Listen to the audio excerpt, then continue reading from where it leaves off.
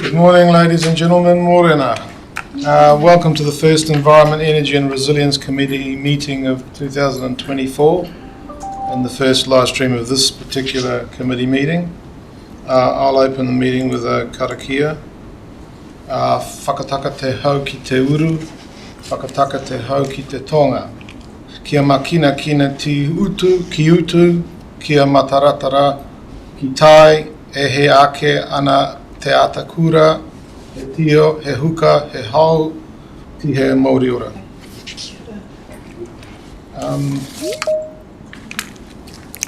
A few meeting notes before we kick the meeting off. The first one regarding live streaming. Whakatane District Council is now live streaming our council and standing committee meetings held in our Totara room within the council building.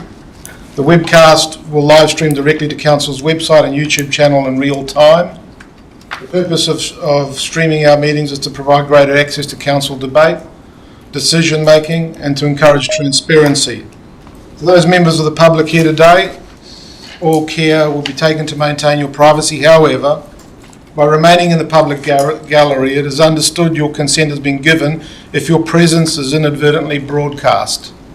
Please be aware that the microphones in our room are sensitive to noise, so please remain quiet throughout the meeting unless asked to speak. Health and safety notice. In case of an emergency, please follow the building wardens or make your way to the nearest exit. Exits are indicated. The meeting point is located across the road at Pierce Park. Bathroom facilities are located opposite the Chambers foyer entrance, the entrance off Margaret Mahi Court. Section 2 of the meeting is the apologies. We have an apology from Councillor Puller. Don't think there are any others, so can I have a mover and a seconder that the apology from Councillor Puller be accepted? Mover Councillor Isles, seconded Deputy Mayor Amick. All those in favour? Aye. Against? None. Motion carried. 3. Announcements and tributes. Are there, first of all, any conflict? Are there any announcements or tributes? No. Okay, on to section 4, conflicts of interest. Do any members have any conflict of interest to declare that's relevant to the subject matter of the meeting? No. No. Good. We're at section 5 is the public participation. There is no public forum, but there is a deputations and presentations section, section 5.2. We've got 2 speakers today. Dr. Anna Burka from Massey University and Annette Such from the Waiui Care Group. So I'll start with an introduction to Dr. Burka, who I see online. Hi there. Well, Dr. Burka has degrees in, get this one folks, biological sciences, environmental economics, management and environmental science from Oxford University, the Free University of Amsterdam and Wageningen University, and a PhD in environmental policy from the University of Helsinki. Anna works on effective climate change governance in relation to risk, inclusivity, in inverted commas, social justice and innovation, using country comparative studies to draw lessons for policy and practice. She's published on impact assessment, research methods, grassroots innovation, energy transition and low carbon innovation policy. She takes a broad interdisciplinary approach to understanding the environmental issues and particularly to understand and bridge different perspectives on sustainable development. She's also worked as a social entrepreneur and consultant with a variety of startup social enterprises on energy and IT innovation projects in India, Cameroon and the UK, and most recently worked with New Zealand's Energy Efficiency and Conservation Authority.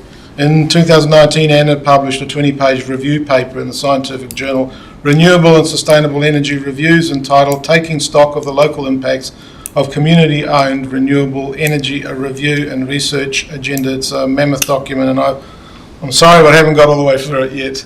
I'd like to thank Dr. Derek Cordwell, who's the manager of Horizon Trust and the chair of WDC's Climate Change Strategy Steering Group, for the suggestion to invite Anna and for Anna's acceptance to come here and speak today. Anna, I think I can just, folk will be aware that I've been a strong advocate around this table and within the community for solar energy development. Energy makes the world go round. So Anna, I'll pass it on to you. Morning, everyone. Thank you for having me. I'll just quickly share my presentation. You should be able to see that now. Right. Thank you for having me again. So I've had a look at your proposal, and thank you for sharing that with me. I guess my understanding of it is you're currently considering whether to pursue, how you might design, how you might finance, right, a community solar farm, and still considering various financial models ranging from council-fronted debt, co-funding, commercial finance, and some kind of partnership too. So what I thought I'd do is just to start us all off, so we're all on the same page on what local community energy is and what makes it differently, if you like, from the way we've been deploying energy in New Zealand, right? At least for some years now, since nationalisation, because of course initially, energy was organised at municipal and community level, right? But since then, we've nationalised and privatised the sector. So for a lot of people, this concept of community energy is still quite foreign. Then I'd like to talk a little bit, just at a really high level, about the role of local government in facilitating this type of activity and what they're doing worldwide to support projects like this. And then get a little bit more specific with the proposal at hand on the table, where I thought I talk specifically about grid-integrated direct supply projects like this. So a renewable energy project that is connected to the local network, but that would like to supply power to specific consumers on that network. And just give you a bit of an overview, really, of what kind of projects are out there in New Zealand that look a little bit like this, how they're structured from an ownership legal perspective, what's the motivation behind these projects, but internationally as well. So really just, again, the idea being here to give you a sense of the options available to you as a starting point for potentially working through the pros and cons of your different design options. And then finally, just based on reading your proposal, just flag some potential points for discussion, which you may or may not want to pick up, many of which I'm sure you've already thought of. So just some opportunities and some risks that I see for this project. Again, as a starting point to inform your discussion on what might be the best path forward for you, the best project design for Whakatane at this point in time. So let me get started. What is local community energy? So what we're seeing at the moment is an enormous growth in the engagement of essentially third parties, so non-utilities, like local governments, like community organizations, in a whole range of different types of energy projects throughout the world. And these projects, some of them are focused on self-consumption, so really geared at how do we supply our own energy, right, in a clean, affordable way. And they may be community facility projects, microgeneration on churches, community buildings, community-owned microgrids, especially in remote rural areas and islands.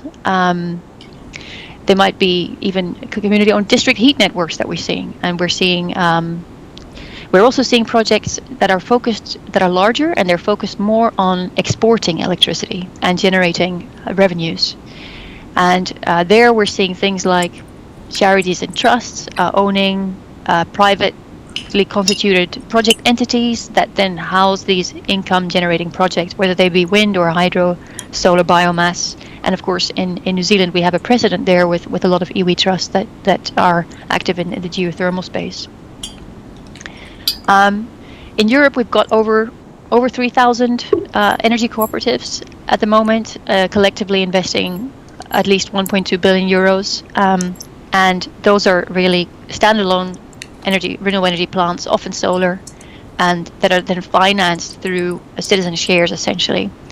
And those citizen shares may have local or regional or national membership.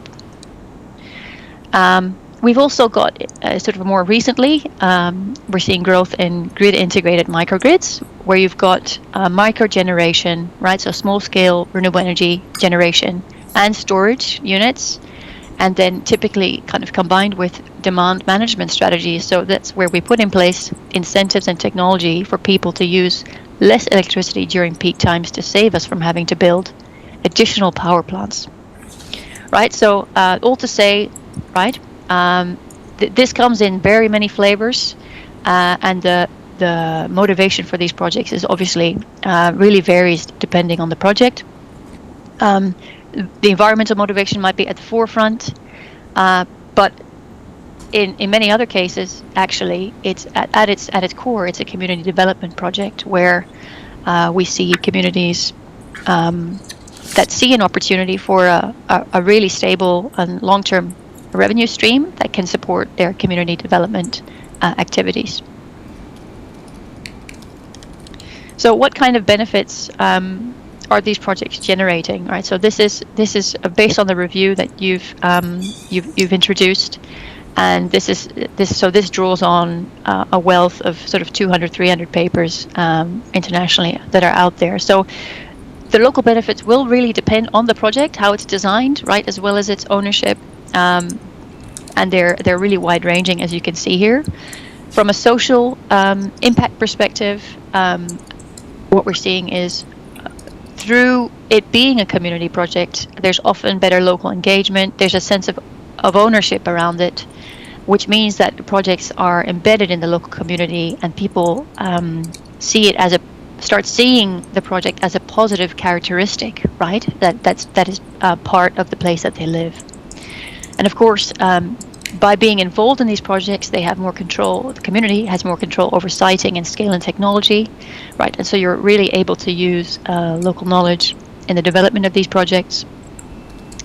And what is also so interesting is that through the process of developing these projects, you're building capacity to collectively organize, which often ends up in a stronger community that then goes off and does many other beautiful things together, right?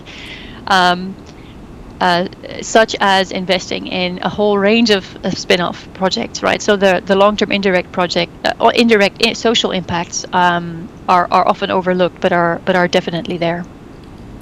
Of course, when it comes to energy hardship, right, and a project that's really designed to deliver on energy hardship, there are some real well-being impacts that are likely to occur. And when we're talking about economic impacts in a project like this, during construction, you've got income and employment, obviously the operation of it, the long-term operation of it as well. And those income and employment impacts also in themselves generate multiplier effects, right? That can support development. And there, of course, we're talking about the potential for reduced energy costs for households, right? And then I think that the final one are a whole range of potential technical benefits that really depend on the network context. So in some cases, a project like this can defer costly upgrades and extensions of the network, right? So avoided cost of distribution, and contribute ancillary services, right? Such as voltage stability and supply resilience as well, right? So I guess the message here is it is a good idea to think through carefully based on the proposed project and the context that you're in, which of these benefits are likely to apply. And that I suppose inform the different design options and more detailed design options that you have on the table. And just another note on this is, so in this case this may not apply because it may be the case that actually with this project you are targeting households in energy hardship whom you would like them to potentially increase their energy consumption, right, overall. But at an international level, I think some of the modeling that's coming out suggests that we really need to engage with consumers in completely new ways if we're going to meet these climate targets, and that community-based approaches are likely central to doing that. right, as entry points, points of discussion, to talk about low carbon lifestyles, to talk about and to really increase that energy awareness. All right, so that's just a side note. Now, local government, when it comes to local roles of local government in facilitating these projects, they're essentially come in three forms. So far in New Zealand, you will know of city councils with rooftop solar PV that power council buildings. Auckland City Council, I believe, has recently teamed up on an energy sharing project.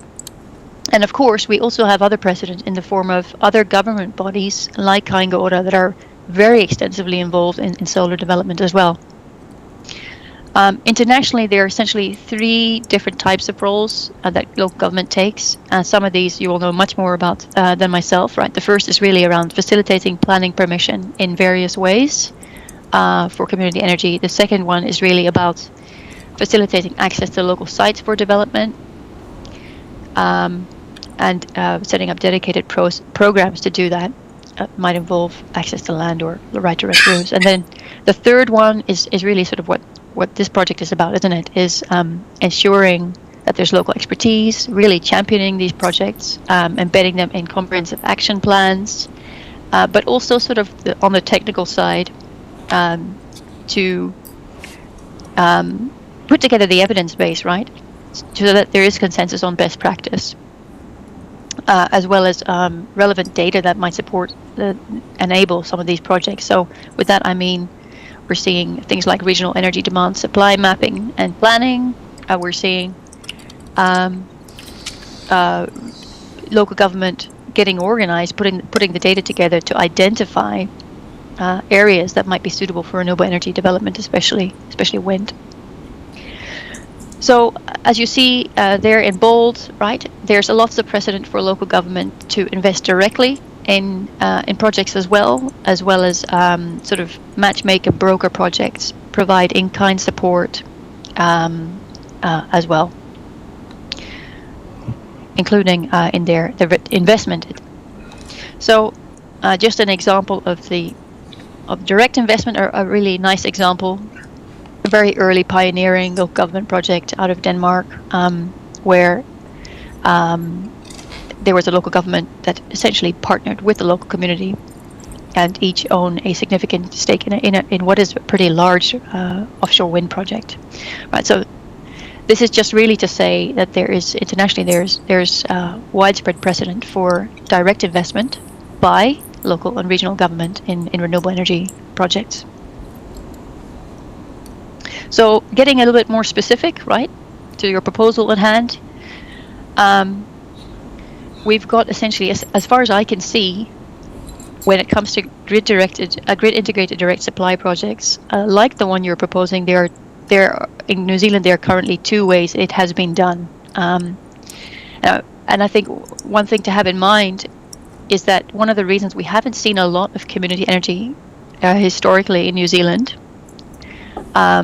at least since nationalization, right, and since privatization as well, is that taking on daily half-hourly transactions with the electricity market is too complex for a lot of third parties, and at the end they decide that it isn't part of their core business, which is really serving the community.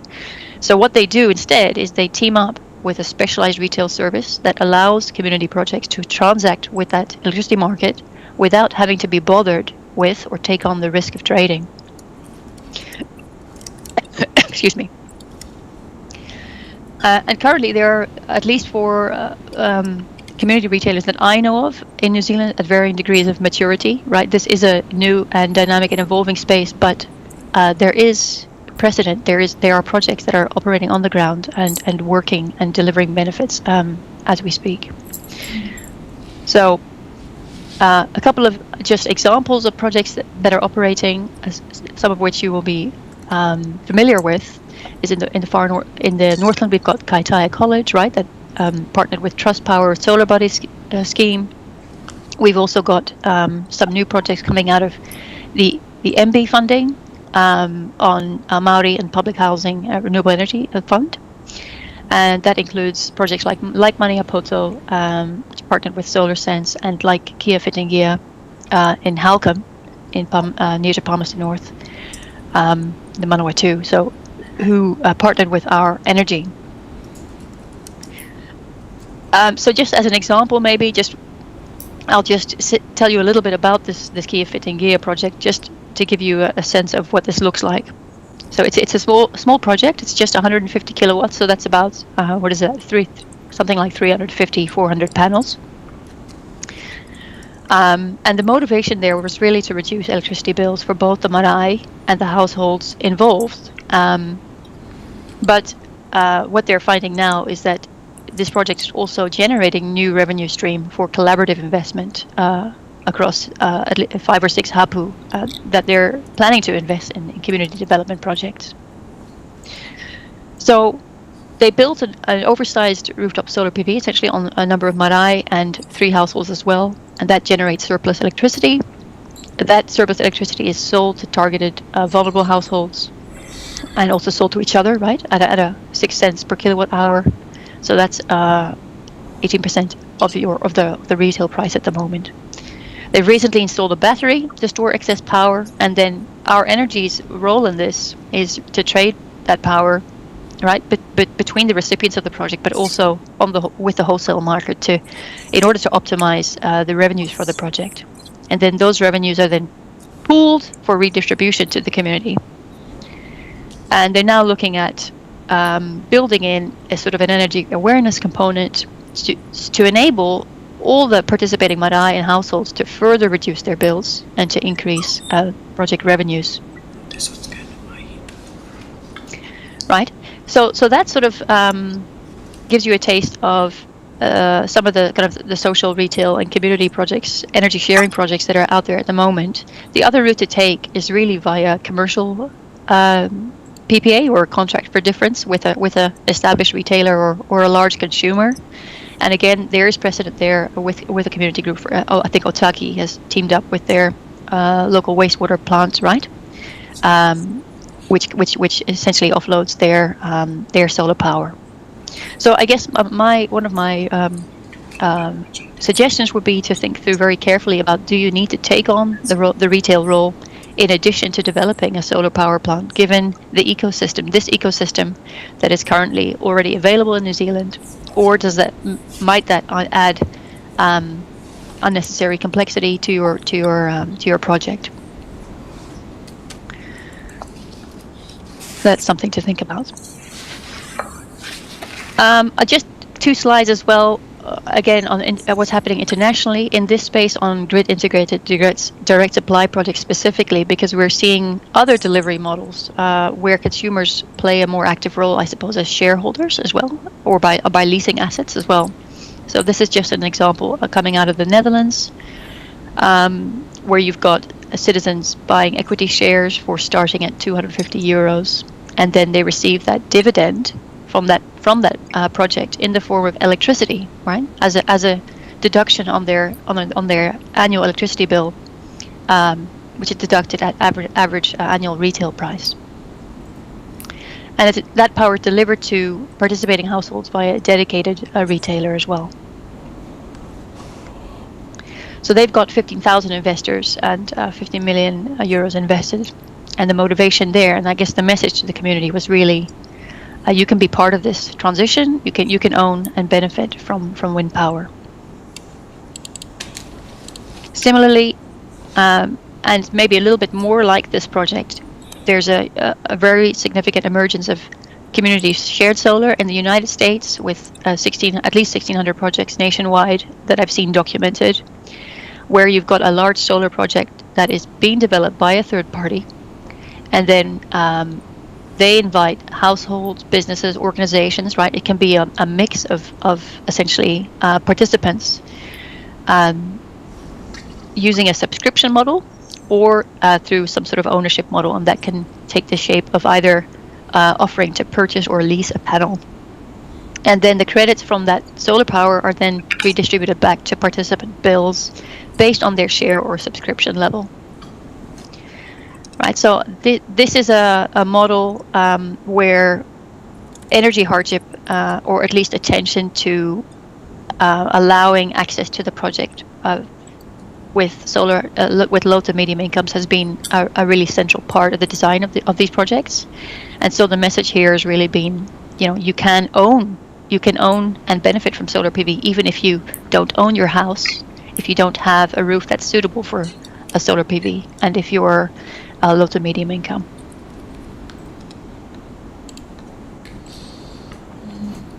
Sorry. So the takeaway, I think, from this kind of overview of grid integrated direct supply projects internationally is that there are many ways to design projects to deliver benefits to communities in different ways, from supplying low-cost electricity to dividends on shares to what you do with project revenues in the form of benefit sharing, right? And again, there are some amazing guides that on benefit sharing that really, I suppose, illustrate the diversity of practices that developers are taking at the moment to ensure that communities benefit from renewable energy projects in various ways, by earmarking project revenues and really giving local communities, I guess, the power and the say to design, right, what happens to those revenues, whether it be an annual grant program or a revolving loan program dedicated to energy hardship, right? So I guess the one thing you could do going forward is to compare and co-design 2 or 3 different models and work with your local community to think about the pros and cons of each model, to what extent these models can address pertinent community needs on the ground. So just finally, I've got 2 last slides. I'm realizing I'm over time already. The opportunity here is to me is clear. There's some clear opportunity for local socioeconomic benefits. There's potentially network benefits. You've probably already started investigating those. And I think this project should serve as a platform and an entry point for participating households to engage with broader aspects of energy efficiency and energy hardship in the home as well. And I'll just finally, I'll just skip ahead here to some of the risks as I was reading the proposal very briefly, which will no doubt have front of mind as well. Because it is a large ground-mounted solar plant, it seems really important to engage with the community very early on and go further than your usual consultation. And again, kind of good process has been really well documented. There's lots of help out there on how to do this, but it's all about making local benefits of the project central to the design of the project, and figuring that out by using your network of relationships, using diverse forms of outreach, really trying to co-design the project, and being 100% transparent on why you go with certain project designs and how that will deliver those benefits. And I would strongly consider different avenues, right, for benefit sharing and co-ownership as well, in order to, I suppose, demonstrate that you've not just thought of the good process, but really of who this project is going to benefit and by how much. It's sometimes difficult to recruit and negotiate retail contracts in projects like this, especially in New Zealand, because it means that in New Zealand, under the electricity code, you lock them into one dedicated retailer.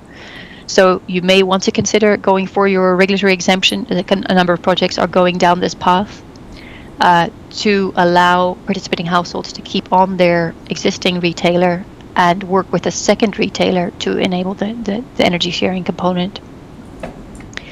And of course, right, to really benefit from local knowledge on energy hardship and really make this project successful, work with community organizations that are active in that energy hardship space already, who will have that local knowledge. Maybe the final one on organizational capacity and for development and operation and maintenance, and this is something that we're finding coming out of the MB funded projects as well. It really pays to think in advance how you're going to resource the time and the effort involved in designing and setting up and running the project, not just sort of in the next year, but over the lifetime of the assets. And there are reliable partners out there with a track record on these projects that you can work with. Right, so those are my thoughts. I hope that's been somewhat helpful. This proposal does have precedent in New Zealand at smaller scale, but I think it would probably be pioneering at 7 megawatts. And I'd welcome any questions you may have as well. Oh, thank you, Anna. You've given us a lot to think about. Does anybody have any questions? Josh. Thank you. Thanks for that presentation. It was very interesting and informative.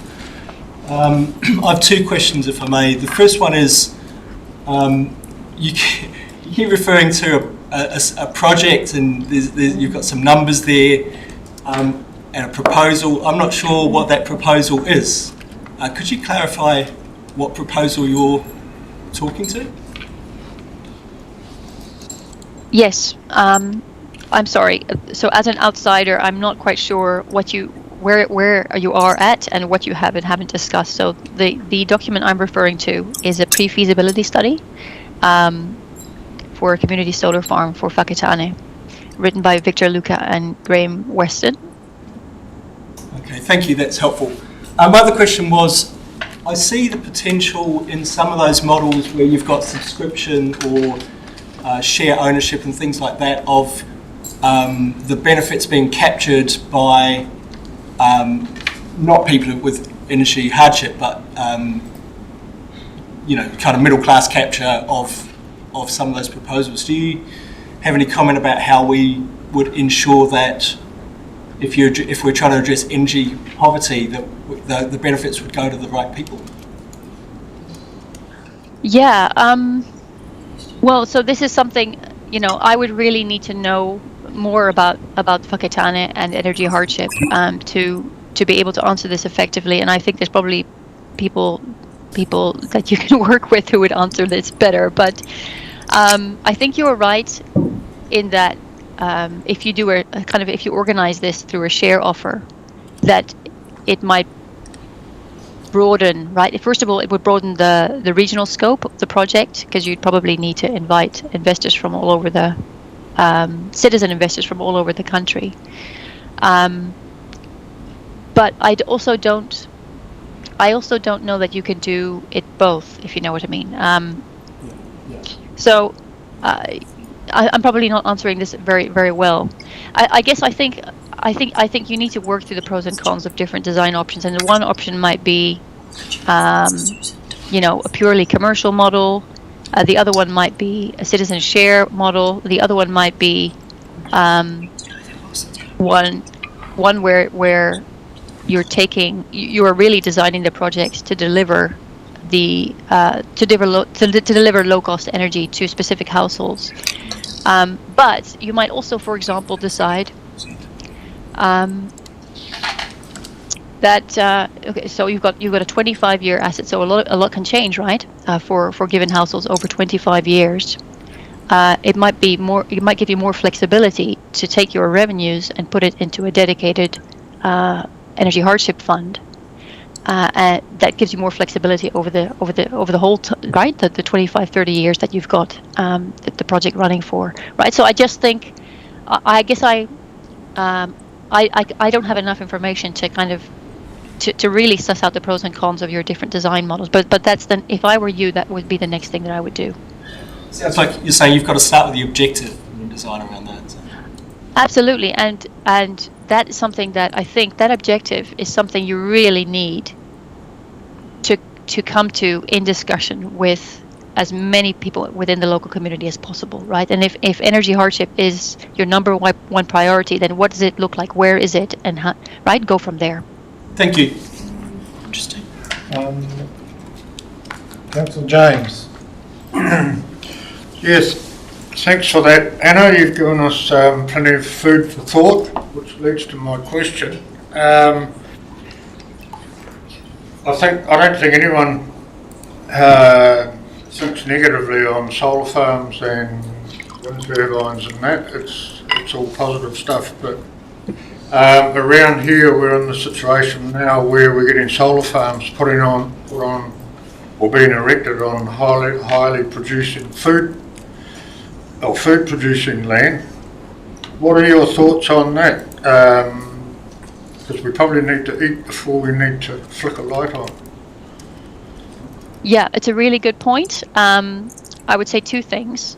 First of all, we're now seeing a number of ways in which you can do both on the same land. And so that's it's a new space in New Zealand, but again, internationally, a lot of work has been done on that. And I believe,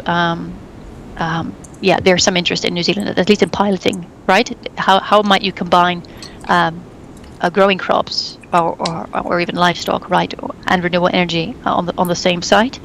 But second of all, maybe even more pertinent to this proposal at hand, is that this proposal is based on land that has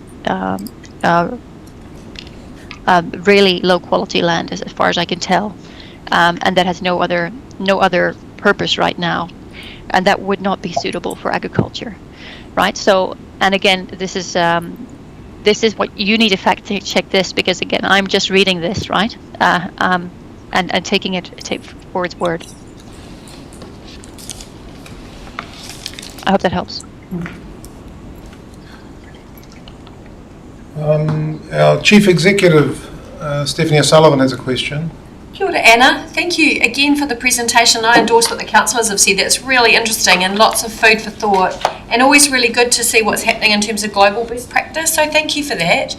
On one of your slides, you had some examples through New Zealand of things that are emerging, and there was one in particular. Are you able to put the slideshow back up, please? And I'm just wanting to know where that project is. Yes. Where the example is, because obviously it's really good to go and talk with people and find out what they're doing. There was one that was quite significant. Whittingham. Whittingham. Yeah, absolutely. So I actually believe there is an impact evaluation. I mean, there's a number of people I could easily refer you to, and I would say the first person that comes up in my mind is Daniel Brown, who ran the MB project. He was in charge of it, and I think he would have a really good overview of all the projects that have been funded, as well as some of the challenges and success factors that they ran up against. So that might be a really useful contact for you. That would be great. Can you just let us know where our energy project was? Yes, of course. It's in Halcombe, in the Manawatu. Halcombe, okay. Thank you. Just confirming. Thank you very much. Does anybody have any further questions? Councillor Boynton. E mihi atu ki a koe, Anna. Thank you for your presentation. Just wanting to ask about I suppose the initial cost of the investment. I see that Ministry of Innovation and Business who provided the fund, and we have seen this come through on the East Coast, where they have used it when they have had building development, that their small communities have set up a small solar energy source to be able to power the marae and the Papakainga. At this stage, what I've seen is that in December, the government has said that they will put in 46 million towards that fund. I'm wanting to find out how much initially for a project type of seed funding into an investment is needed to be able to kick off a project, say, like the one that you're looking at in Papakainga? Yeah, it's a great question. You need the seed funding. You absolutely need to cover the seed funding to go through the detailed kind of feasibility part of it, and then when it comes to the capital funding, a project of this size is 100% commercially viable. So you'd be able to get commercial finance for at least part of it, if that's what you wanted, right?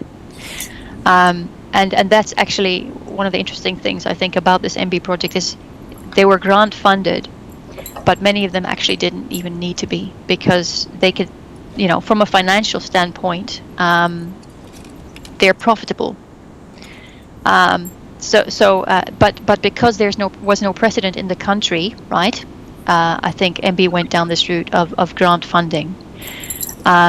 So all to say, I think that you won't be reliant on finding a grant. I think there are commercial ways to finance this project. Thank you.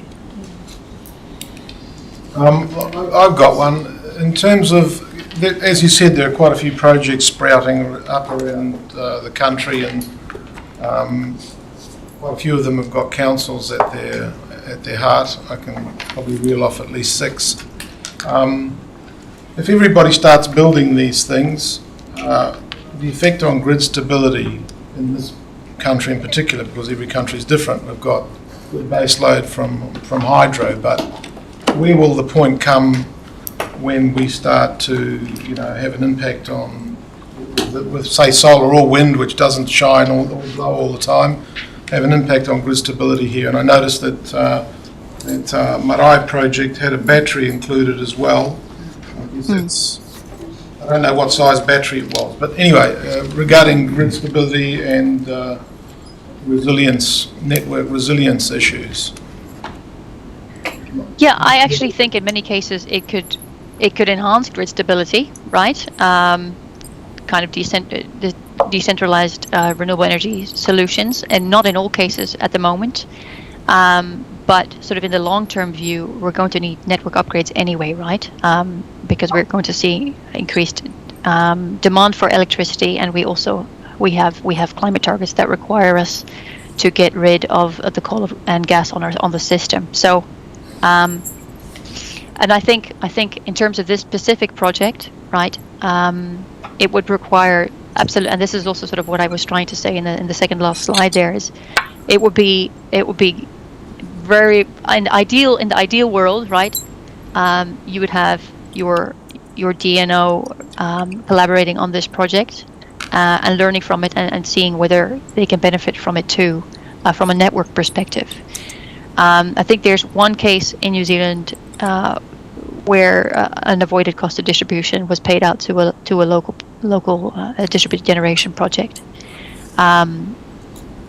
And in many other countries in the world, we are seeing market-based incentives for distributed generation providing those ancillary services. So it's just that New Zealand is relatively slow when it comes to proactively putting in place enabling policies and regulation to open up this market to all New Zealanders, right? Not just kind of the big 5. Thank you, Anna. Any further questions? Well, just a comment. There is no specific project on the table at the moment. Before you put a specific project on the table and go to a fully fledged feasibility study, you really need to head off some of these issues that you've given us some idea about as to exactly what the objectives are and what the models should be. And the area of models is actually quite complex. Absolutely. Absolutely. So if I could just make one comment on that, right? I think I see that finding, that process of coming to an ideal project design is an iterative process, right? And you need to start with a rough proposal to reflect on it, and then go back to the table and flesh it out in more detail, look at different design options, right? So you also can't deliver a perfect project proposal, right, from scratch without having discussions like the ones we're having today. Thanks very much for that. That was excellent. Thank you, Anna. Thank you. Thank you for your time. Thank you. Have a great day. Bye. Well, our next speaker is Annette Such. Well, we tried to get her here the last meeting, but we can't make it. So I'm glad to see you there. Oh, yes, thank you. You're from the Waiiwi Reserve Care Group. And it became apparent to me when the Regional Council came to speak to us that there really are quite a few of these care groups in operation and they're around our area, and they are being very, very supportive of them. You guys have taken the initiative and are doing some really good work, and it's great that you come here and share it with us. Yes, I started the project in 2009. I had retired, so I used to walk the dog through there and think what a horrible mess it was, and need to do something about it. So I've started, this is a map of the area.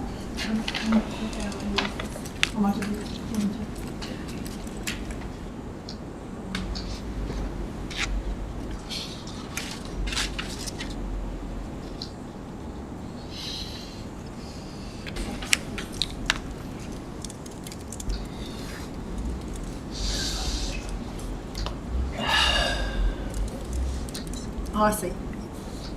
Sorry. It's a magical mystery tool for us all, Annette, so don't worry. I think I'll find it. Well, it looks like the clicker's not actually working. When has it worked? I've got one. If you- So the red light's coming on, so obviously the I battery's did moving. see it. I did see. Yeah. Yes, the other alternative is for you just to indicate when you want to go to the next slide, and Susan will control it. Oh, okay.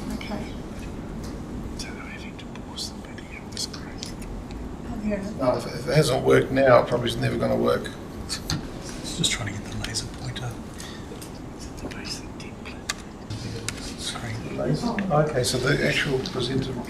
Are you looking to use the laser pointer, or actually just change slides? Well, to show what the area is, what we're looking at. Because at the top on the left is Waiiwi Street that comes up through here.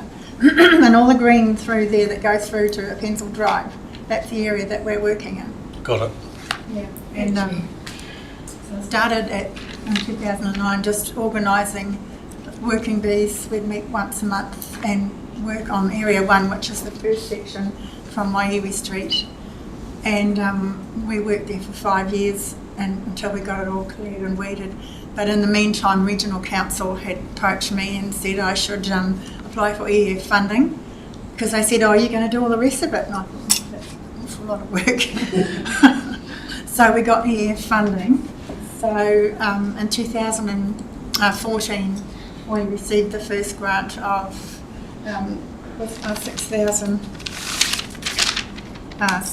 6,300 for a contractor and trees to plant in that area. So once it was all sprayed, there was just all this dead matter in there, green waste to clear out. So I approached corrections and I got PD workers to come in, and they spent a whole year. They did a brilliant job. They cleaned it out perfectly, so it was all clear, ready to plant. And so we planted that. We had 2 plantings in that area because it was such a big area. So the first one, both in 2014, because you have to use your grants up in 3 years, and then the next year I got a grant for Area 4 and 5, and there is a map further on, but I don't know. Just pass through. Yeah, that's just the project. Okay, yep. And that's our little thing we had put up about it, and it's got before and after photos there, but you can see we're not very big, so we'll maybe see more of that there. On the left-hand side at the top, on the left-hand side is the before photo, and then on the right-hand side is the after, and before and after, and before and after. So the bottom one is Area 1, and the next 2 are Area 2. Thanks. We also, targeted all the Taiwan cherry in there. So I was given from Regional Council in their funding, they gave us a massive supply of glyphosate and a tree basil, which I could paint round stems, and that would like ring bark them. So I painted so many trees in that, and all those dead ones you see there, I've painted them. Yeah, okay, thank you. This is a timeline I did of from 2009 right down to, that was 2018, but then COVID happened. But last year I got some more funding from Regional Council to finish off Area 5 and 6.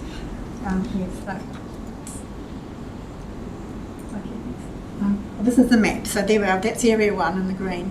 Area 2 is that middle bit there, and 3 is when you come off come off the fairway there, that's Area 3, and Area 4 is the other side of where the track goes through.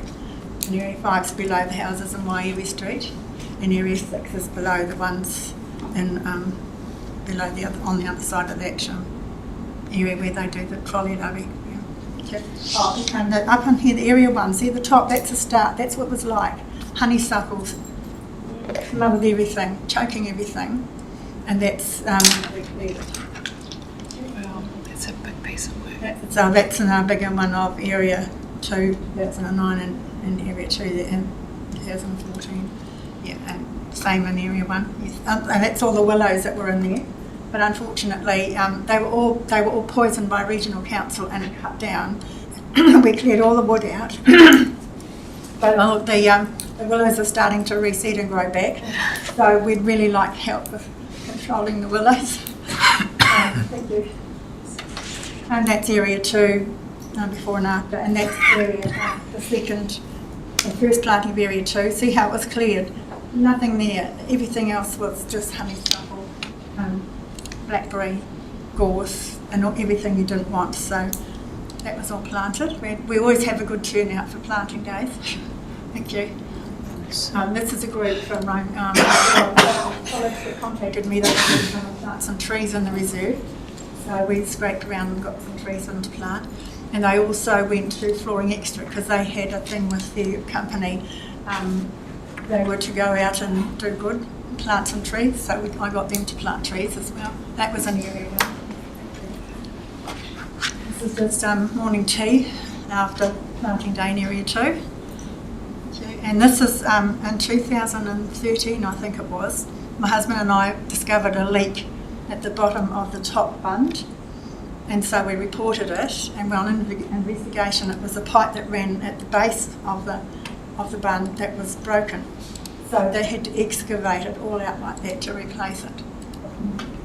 Yeah.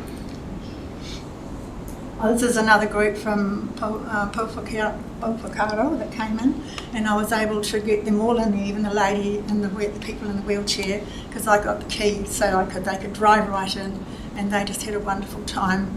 And because they sat all around the table and they were asking them what they thought of it at the end, and they said, "Oh, we need 2 picnic tables." And this area below, I got a class from Trident High School interested.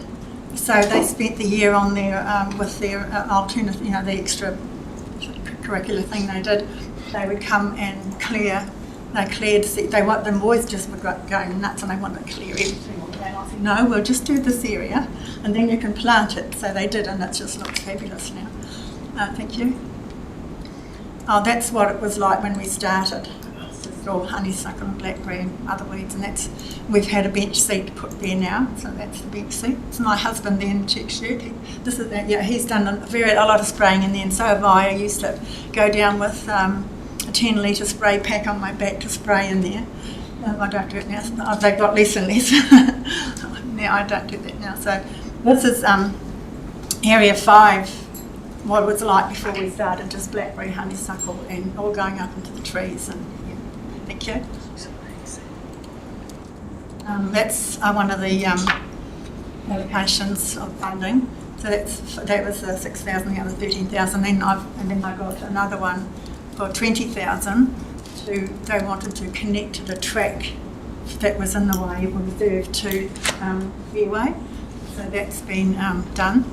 It's a great track, and it's used so much by people walking through there and people biking through there, so they don't have to bike along the Hopi Road and down through into town through that road, that they can take a shortcut through there.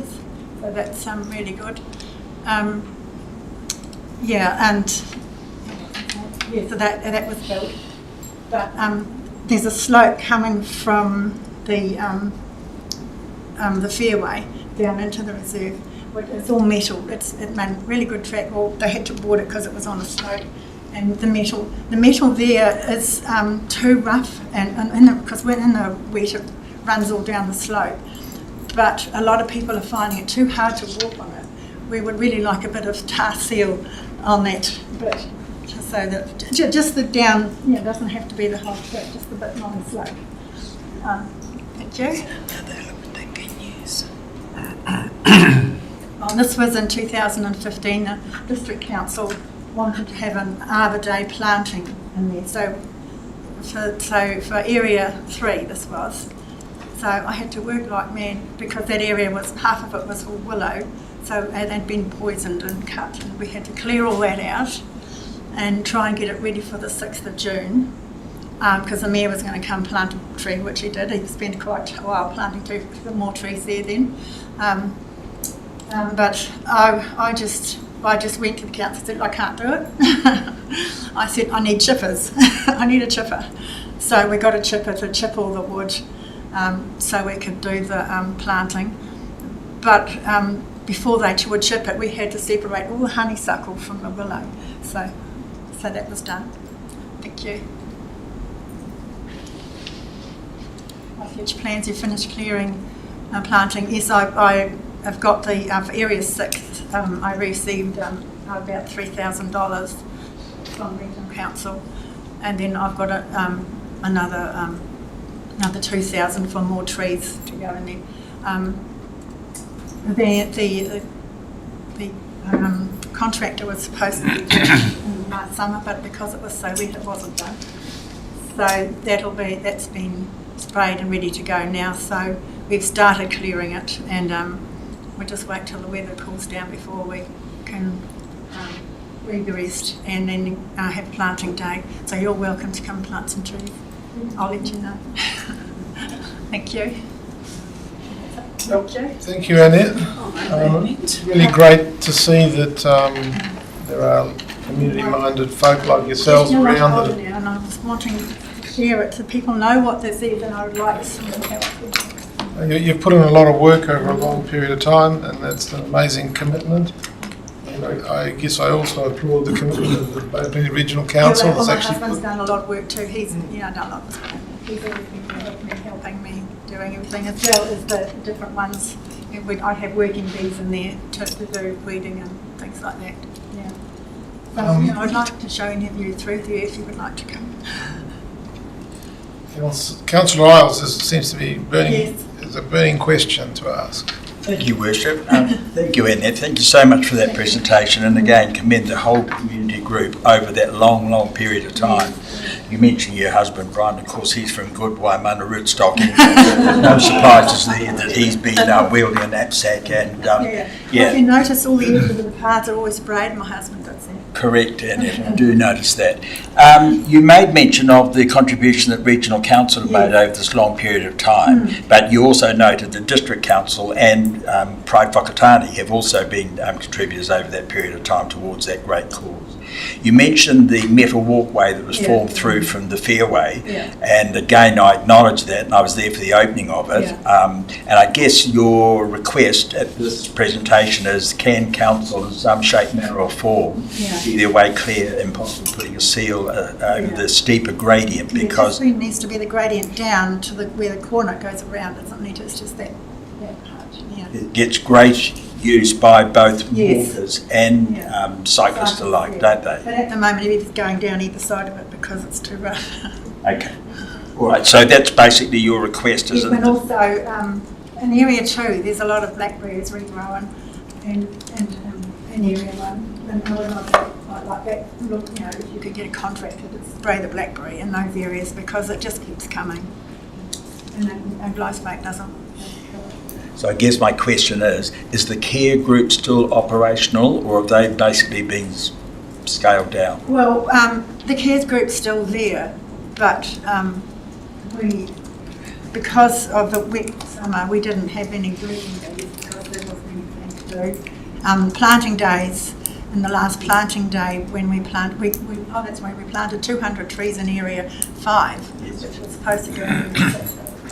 That wasn't ready. We did it in Area 5, and we had about 16 people planting, so we got through that quite quickly. Yeah. So you need somebody in there to spray this blackberry. So yes, that's and that can't happen from within the care group. No. Thank you.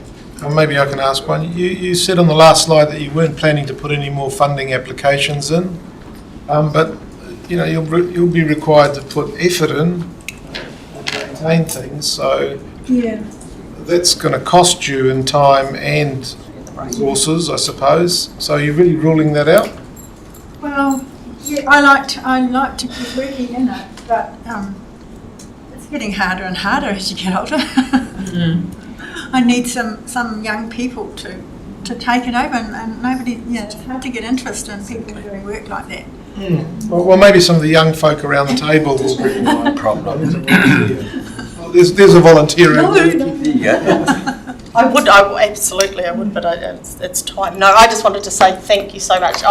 It's around where I live, so I'm very much a Your regular. mum used to walk down there. Yes, she did. Yep, she did, and I just live off of Penzille, so it's very well used by myself, and it's been great to see the progression Yeah. through the years of the times I've been there, because even when I lived in Ohope, we'd still take the dogs there for a walk, because it was in the heat of summer, it was a bit more sheltered, in the shade. It's just a fabulous job, so I really just wanted to thank everybody. It's a real asset to the town. Well, I would just like help with, as it is, with just maintenance. Yeah. And in COVID, it was it was a highway. Everyone could get out and use it. Councillor Rangiaho has a question. Hi, thank you, Annette. That was a great presentation. Now, when you were mentioning about the gravel that you guys had used in there, I kind of reflected back to a job that was done in Waiaha around the footpath. And at that time, we didn't quite have the concrete, but there was this material in there that was really used. It was great for walking on. I don't know, maybe going back into the record and have a look at that job that was done. It was really good for Waiaha at that time. You know, it was really great to walk on. But still, it's I can understand when you're talking about the gravel and then when it's the rain. But you know, we should never dismiss something that may be a potential to lead on rather than a tahsil. And the reason why I have an interest in it, yes, I used to live up at Penzille Drive years ago and take the shortcut from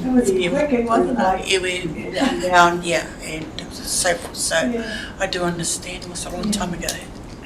But that's probably one of the things. Another thing, I have a list of all the native trees that have been planted. 49 different species of native trees. So it's a seed bank. It's a seed bank. Yes, well, it was just a suggestion. There's a list here of all the trees. Okay. Councillor James, you have a question. Yeah, just a brief one on that. I mean, I applaud what you've done. It's great, and it's a great asset for the town and district, so well done. This stretch of path that you're talking about, maybe getting some seal or concrete or whatever, what sort of length of area are we looking at? Well, Andrew can tell you. Just 80 metres. Sorry? 80 metres. Yeah, that would be the max. Oh, is that all? Yeah, it's only a small street. It's small. And it's the gradient. It is quite steep. Yeah, where the metal moves under your feet. So Yeah. The dogs are The metal would, on walking the on. rock would move with heavy rain as well? Yes, it Yeah, does. but the stuff that they used to wear was great. It's just a very small stretch here. Yeah. No, thank you. Great effort. Deputy Mayor Emick has a question. Good morning, Annette, and joining the others, and just congratulations and thank you so much for your community service. I do the Loop generally once or twice a week, and I've taken friends there from out of town, and they just say, wow, this is amazing to have the space in the middle of your town. It's right in the Shade. urban area. Yeah. It's all around it. It's a little nature reserve. And also appreciate that sometimes the younger generations have to step up now and start helping out. And because there's quite a few families around there that live off on the fairway and up and down. Yes. So maybe a bit of a community call out might be required.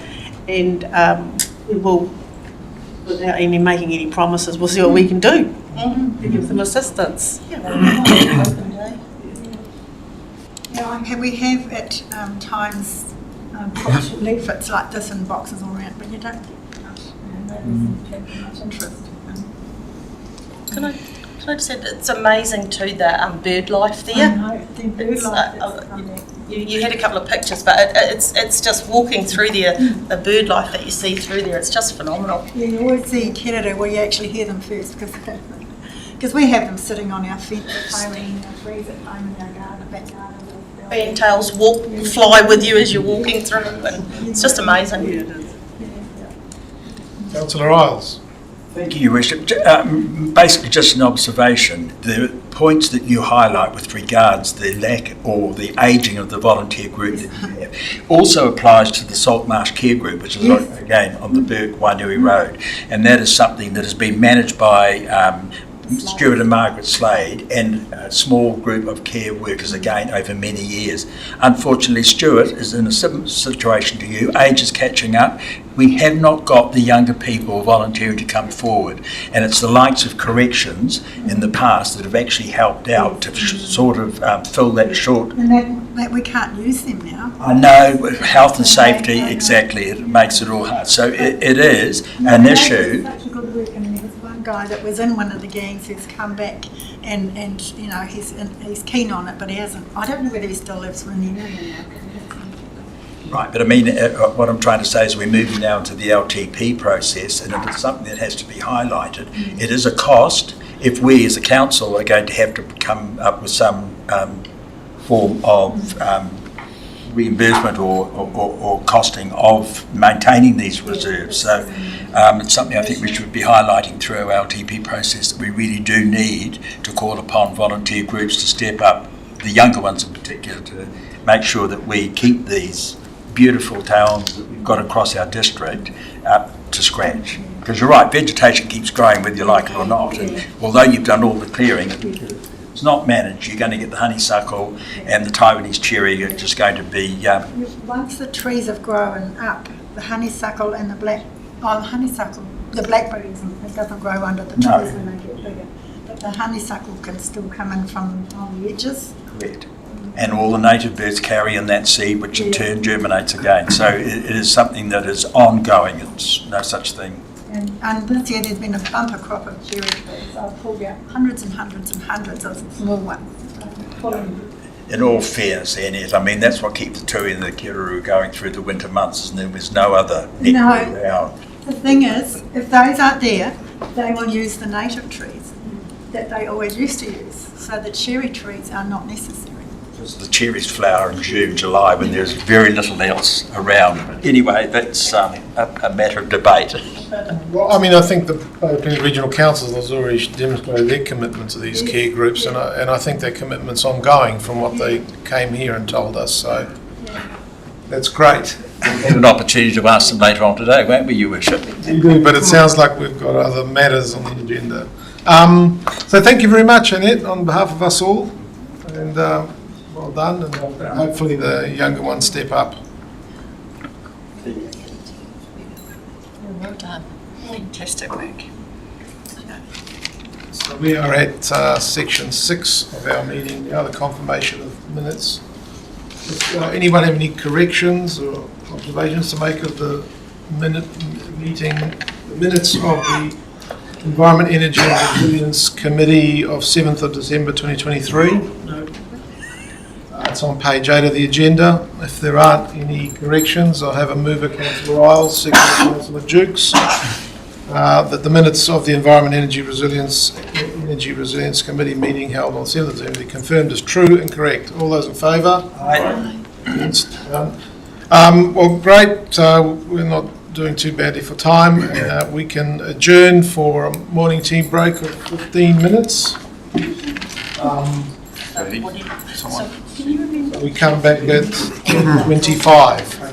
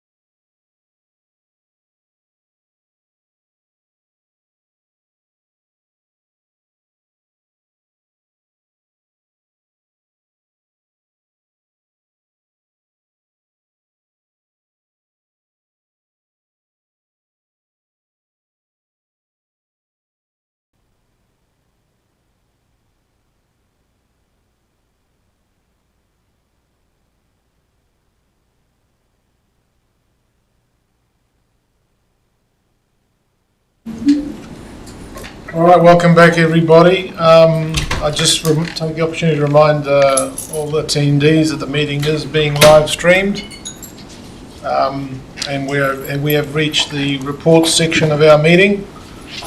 The first report is the draft climate change strategy for adoption to consult alongside the LTP. Kashi and Steve will be presenting. The report's on pages 10 to 32 of the agenda. Welcome. Tātou councillors, and this is a bit of a milestone for us. It was just over 9 months ago we established the steering group and technical advisory groups for the review of the current climate change strategy that council has.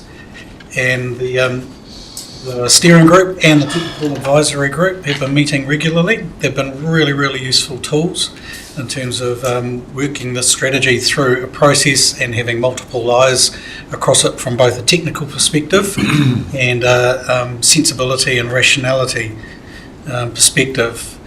They've endorsed the strategy. It's got to that point where they've endorsed it, and they're technically recommending to council that the strategy be consulted on. So I just wanted to remind councillors that we do have, again, a group of volunteers providing that sort of technical and oversight of these processes, and have been really helpful in terms of also engaging with public through some of that process where we were gathering the views of the community. But yeah, I'm really pleased to actually hand over to Kashi now and Lainey just to talk us through where we're up to and what's happening next. Morena koutou, thank you Steve, and through the Mayor. So I would just like to take us back very briefly to 2020 when Council developed its first climate change strategy, and really just as a reminder that at that stage we knew that we didn't necessarily have all the answers, but we just had to get on and do something and let it evolve as it would. And so we did that, and actually we ended up being, in many ways, leaders in the local government sector in terms of our climate change response.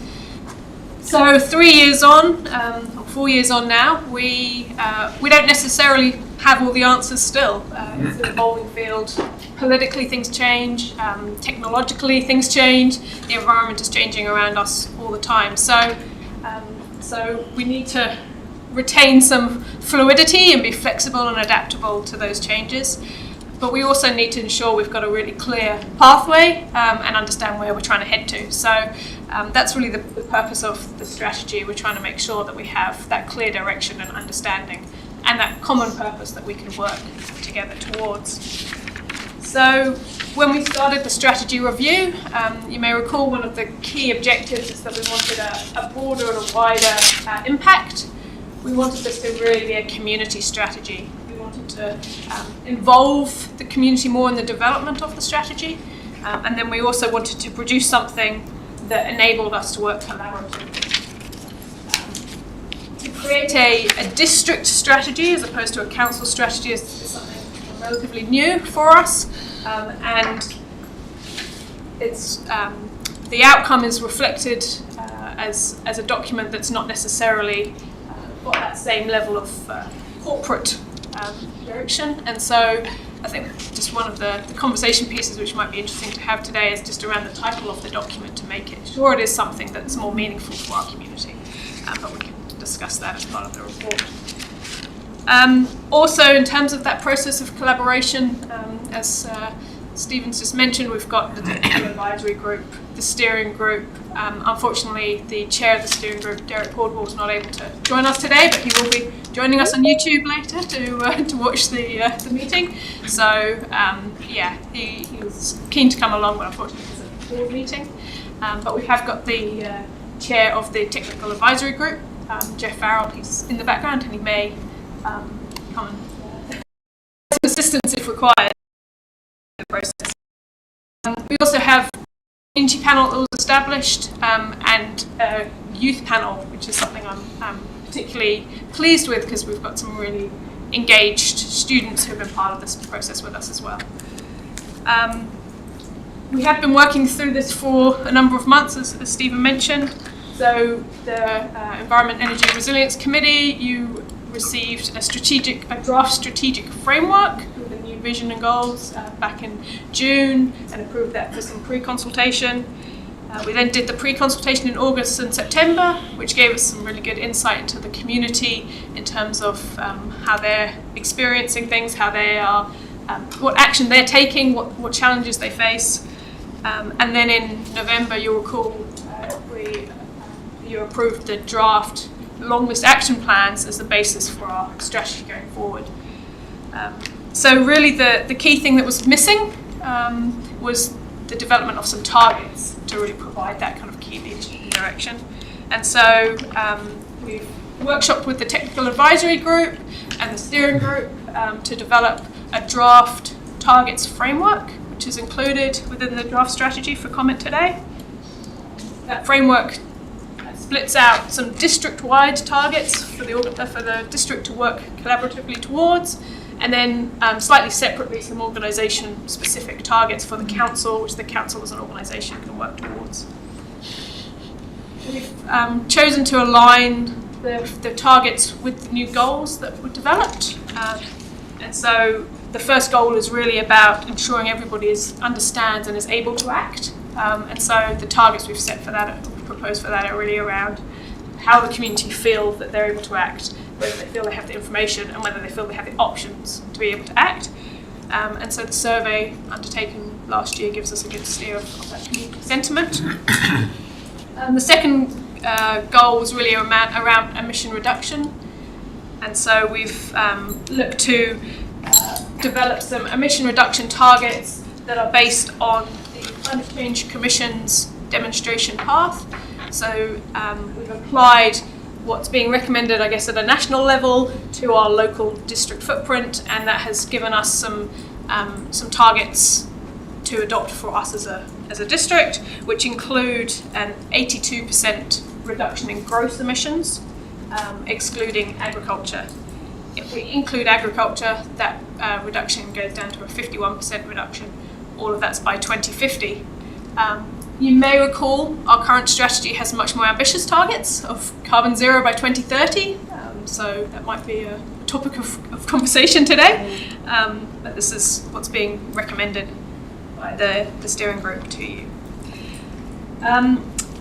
There is a question has been posed by the steering group as to whether we round the percentage figures up to the nearest 5%, so an 82% reduction would become an 85% reduction to make it more community friendly.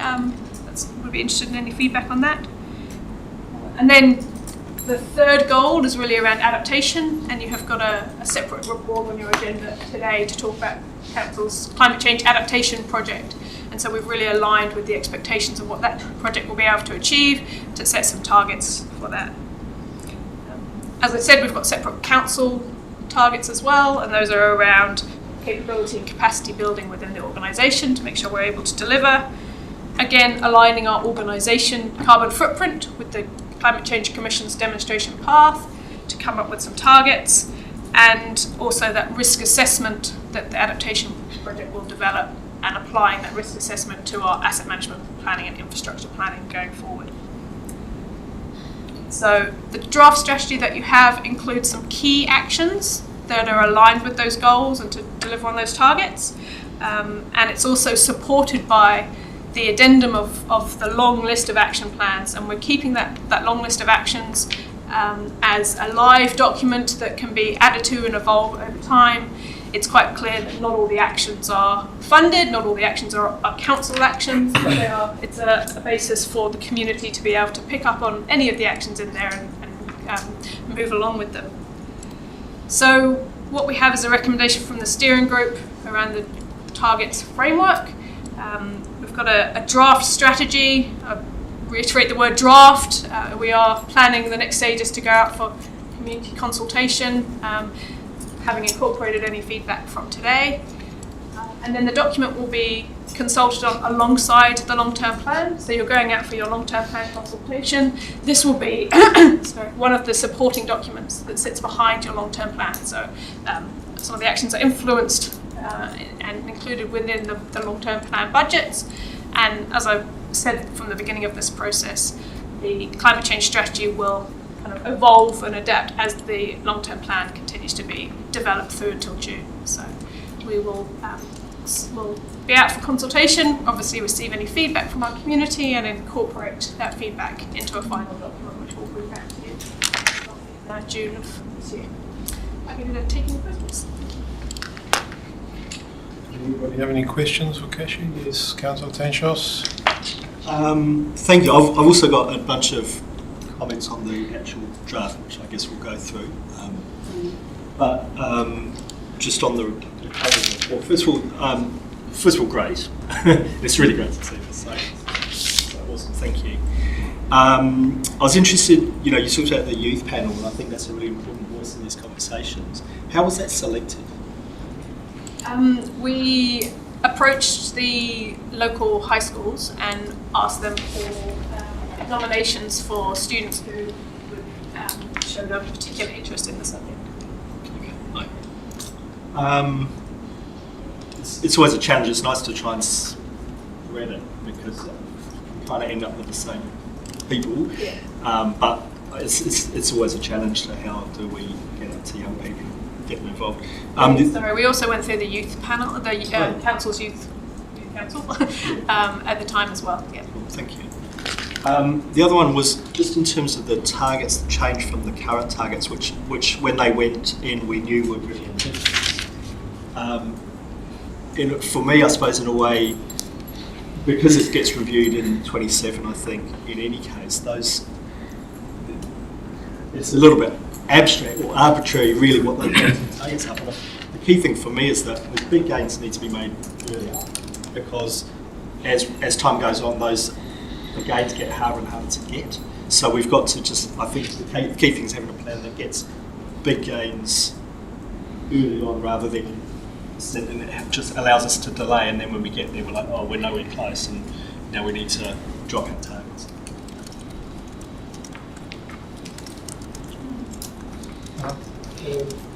Deputy Mayor Remick. Thank you, Your Worship. Morning, ladies. Thanks, Kashi, for you and the team's work on this. Just back on page 10, and it's also reflected in on page 22. Why are we excluding agriculture again? So we have a number of targets in there. One excludes agriculture, one includes agriculture, and one is specific just to agriculture. So it's not that we are ignoring it, but it is generally acknowledged that the emissions from agriculture are a different type of gas which has a different time, and so it's important that there's a focus there, but also to understand the impact, because I think the targets and the variance we're trying to see in the other areas could get a little swamped by having it just as a whole district. But new this year we have proposed to set targets for each of the different sectors, agriculture being one of them. So.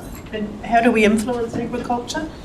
So again, this is a community strategy, so the idea is that it is not something that council is going to be achieving on its own. It needs to take a whole of community approach.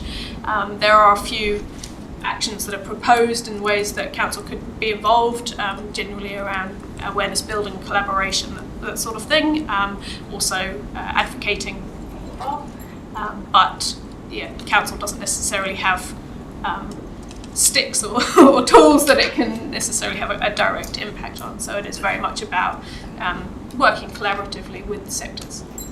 And one more, if you don't mind. And this is just referring to page 22 of the strategy.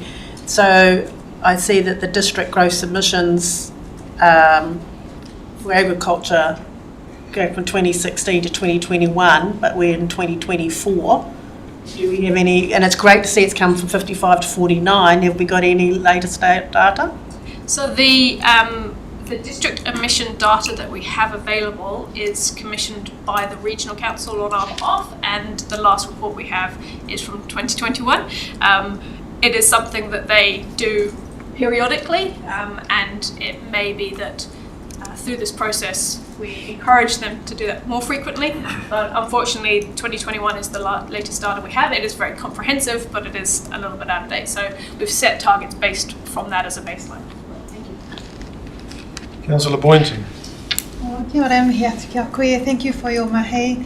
I suppose I was just looking at, it was just a query around 6.2 on page 14 around the community engagement and feedback. You know, I note that you have something on that same page around considering the impact on Māori, hapu and iwi. In terms of the engagement and the pulling together of the strategy, what were hapu or marae or iwi involved in pulling that together or being part of the panel? So we've got the pre-engagement that we've done to date involved some more general organisational, community-wide engagement as opposed to specific targeted engagement.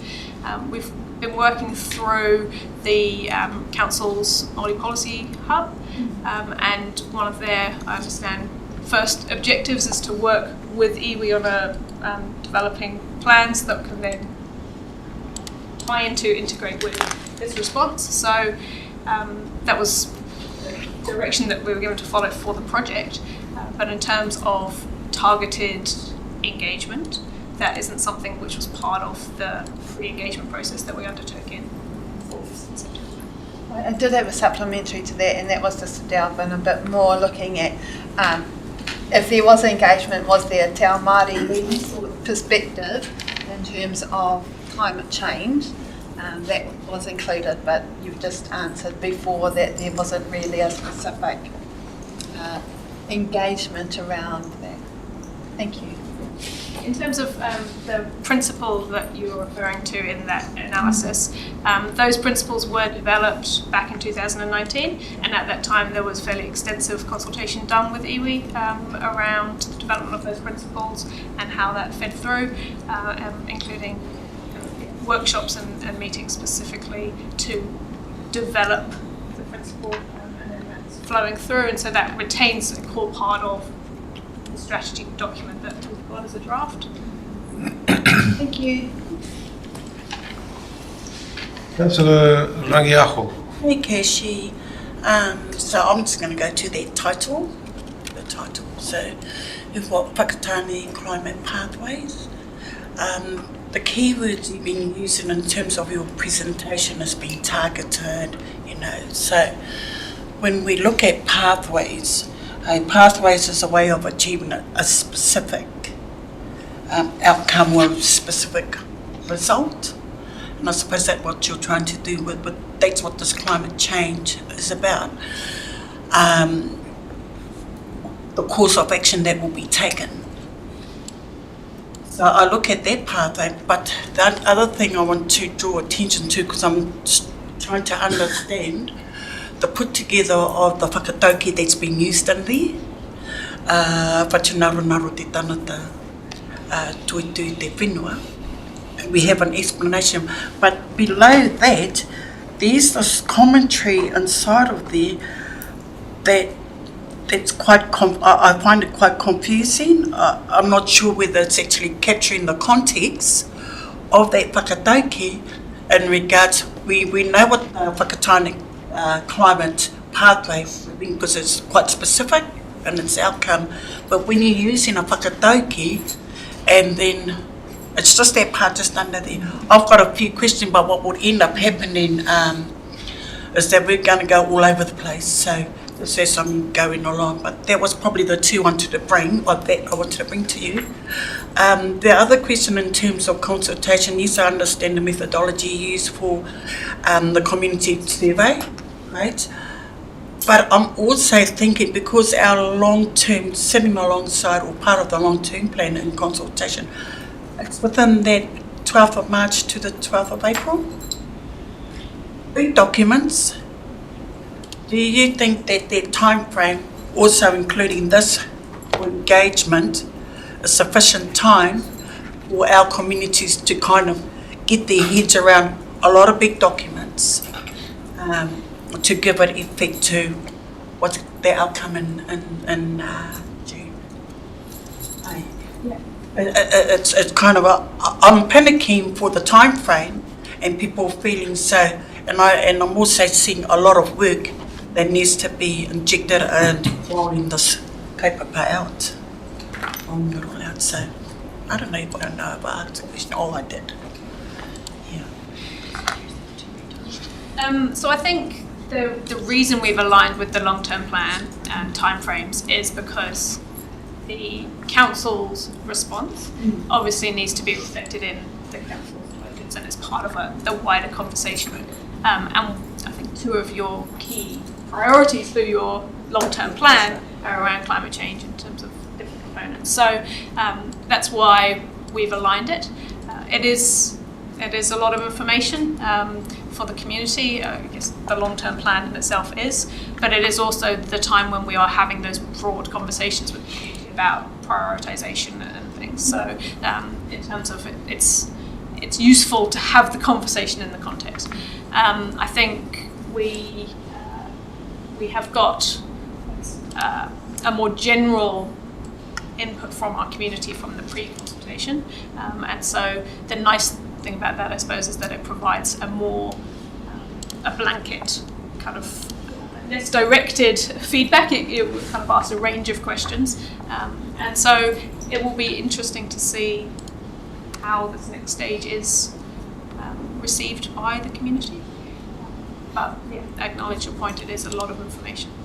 But in regards to the whakatauki use and net centres, that's not set in solid, is it? No.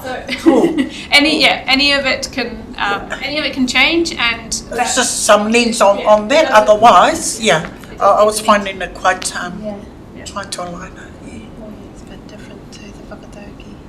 Yeah, and I mean it wasn't meant to be a It's okay. representation. It's okay. It also could just be there as well. Yeah, it's okay. Thank you. I've got one.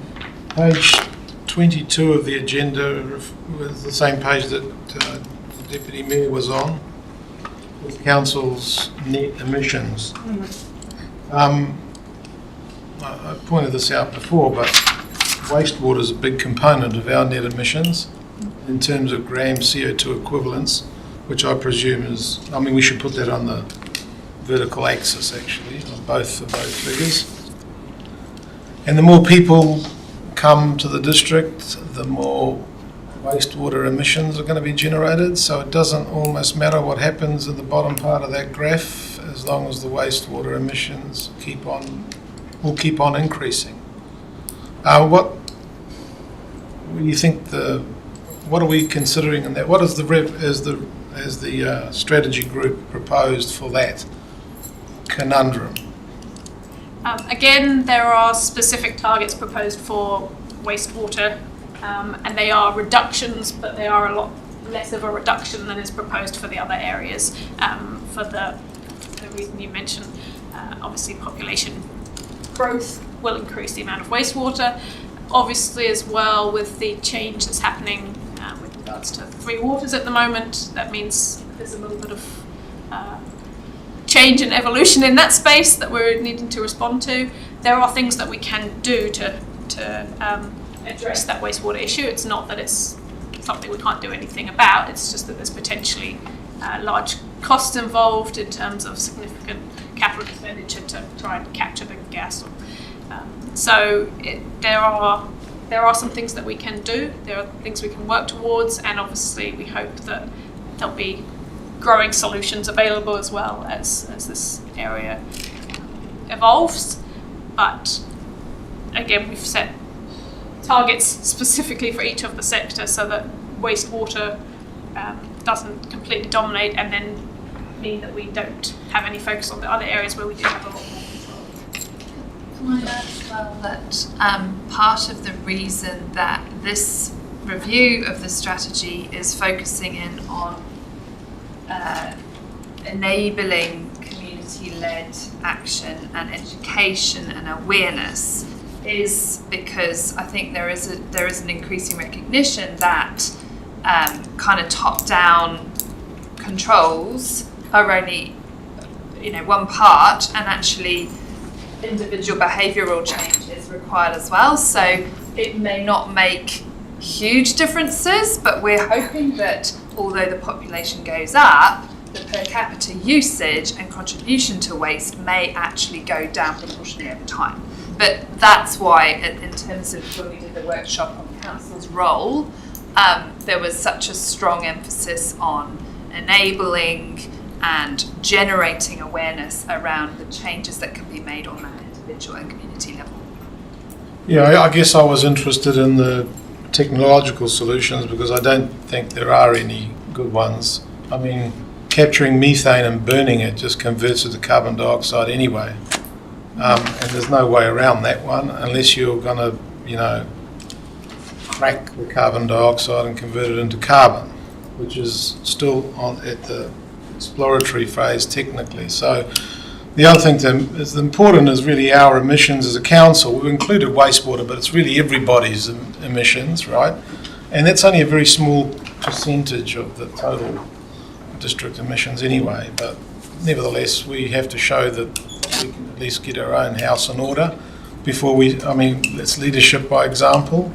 And if we can show that we can do it, people might, be more inclined to come along with us. Deputy Mayor Remick. Thank you. I know that Councillor Tarshaw had some questions going through the document. Did you want to do that first? Because I'm going to be going to page 23. Well, I suppose it's a question for the Mayor. How do you want us to proceed? Because I've got, a number of pages I'd like to address. But did you? I think you can just go as you just take turns and refer to the page. There's not that many pages to flick through, so it should be relatively straightforward. Thank you. On page 23. So I guess my comment is, and we're looking at the principles. My comment is that, and this goes back to the title. There is a large cohort of the community that aren't as worried about climate change as others. And I have mentioned it before about putting the word resilience in there to attract more engagement. Now, if we look at the 7th principle on page 23, we will build capacity to recover from difficulties. First, that just seems like a funny sort of phrase, like what difficulty? Is it a weather event or something else? And then it's not listed in the priority areas or mentioned further down in the document. And I know we've got a resilience report next, but I really think we need to be inclusive or have some reference to it within the strategy document. It's not really a question, it's actually just a comment. Perhaps leave that with us. The grey area is, what sits where. And resilience more leans towards emergency management and emergency management planning, and the climate change strategy is more around mitigation. Geared towards the mitigations and a bit of adaptation. But it's a bit grey, which is why I think it's a little bit in there. But leave it with us and we'll have a discussion about that. It's part of this process, it's about gathering feedback. We've started our consultation and engagement, so that's great. All right, thanks. Councillor Tangshos, do you want to get your questions off your chest? Sure, thank you. So I'll just go back to the slide. So my first thing was on page 20 of the report, just the introduction. It's just a minor thing, but the next report places the work quite nicely within the context of the journey that we've been on. And I felt like the introduction underplays some of the early work that you were involved in. And I thought it would be nice if that was just elevated a little bit more to say, because it's like this is a new strategy. Well, actually it's kind of a continuation of our journey we've been on. So I just thought it'd be nice to have that. On the next page, just looking at these, I found the table a little bit difficult. Like it talks about RCT, which not everyone will know what that means, and there's no key to that. It's extremely hard to read, even when I blow it up, I can't read it. The map's the same, so we've got to look at how do we make that a bit more legible. Thank you. Then the next page, page 22, again, those tables that have been referred to, again, the keys are quite hard to follow. Some of the colours are a bit similar, and they're not all. So can we just have a look? It's a transport one. There's no label for transport. Yeah. So yeah, if we could just have a look at that. And just on that, the whole document reference to. Okay. So I won't relate that. Then moving on to page 24, we've got the table around goal 1. And I just thought, because it talks about what can we, key actions this will be achieved through. And I know it's mentioned further down, but I think it belongs here, is around infrastructure. Like, so it's talking about, e-bike library and bike maintenance, but the infrastructure that we provide is probably the single most important thing that we can do. So I think it should be in there. Similarly, the next one around the action on waste, the action we're taking on food waste, I think is probably the biggest contribution. And then the next one down again. So 2 things. One is it talks about increasing the uptake of solar installations and the total capacity of solar generation installed.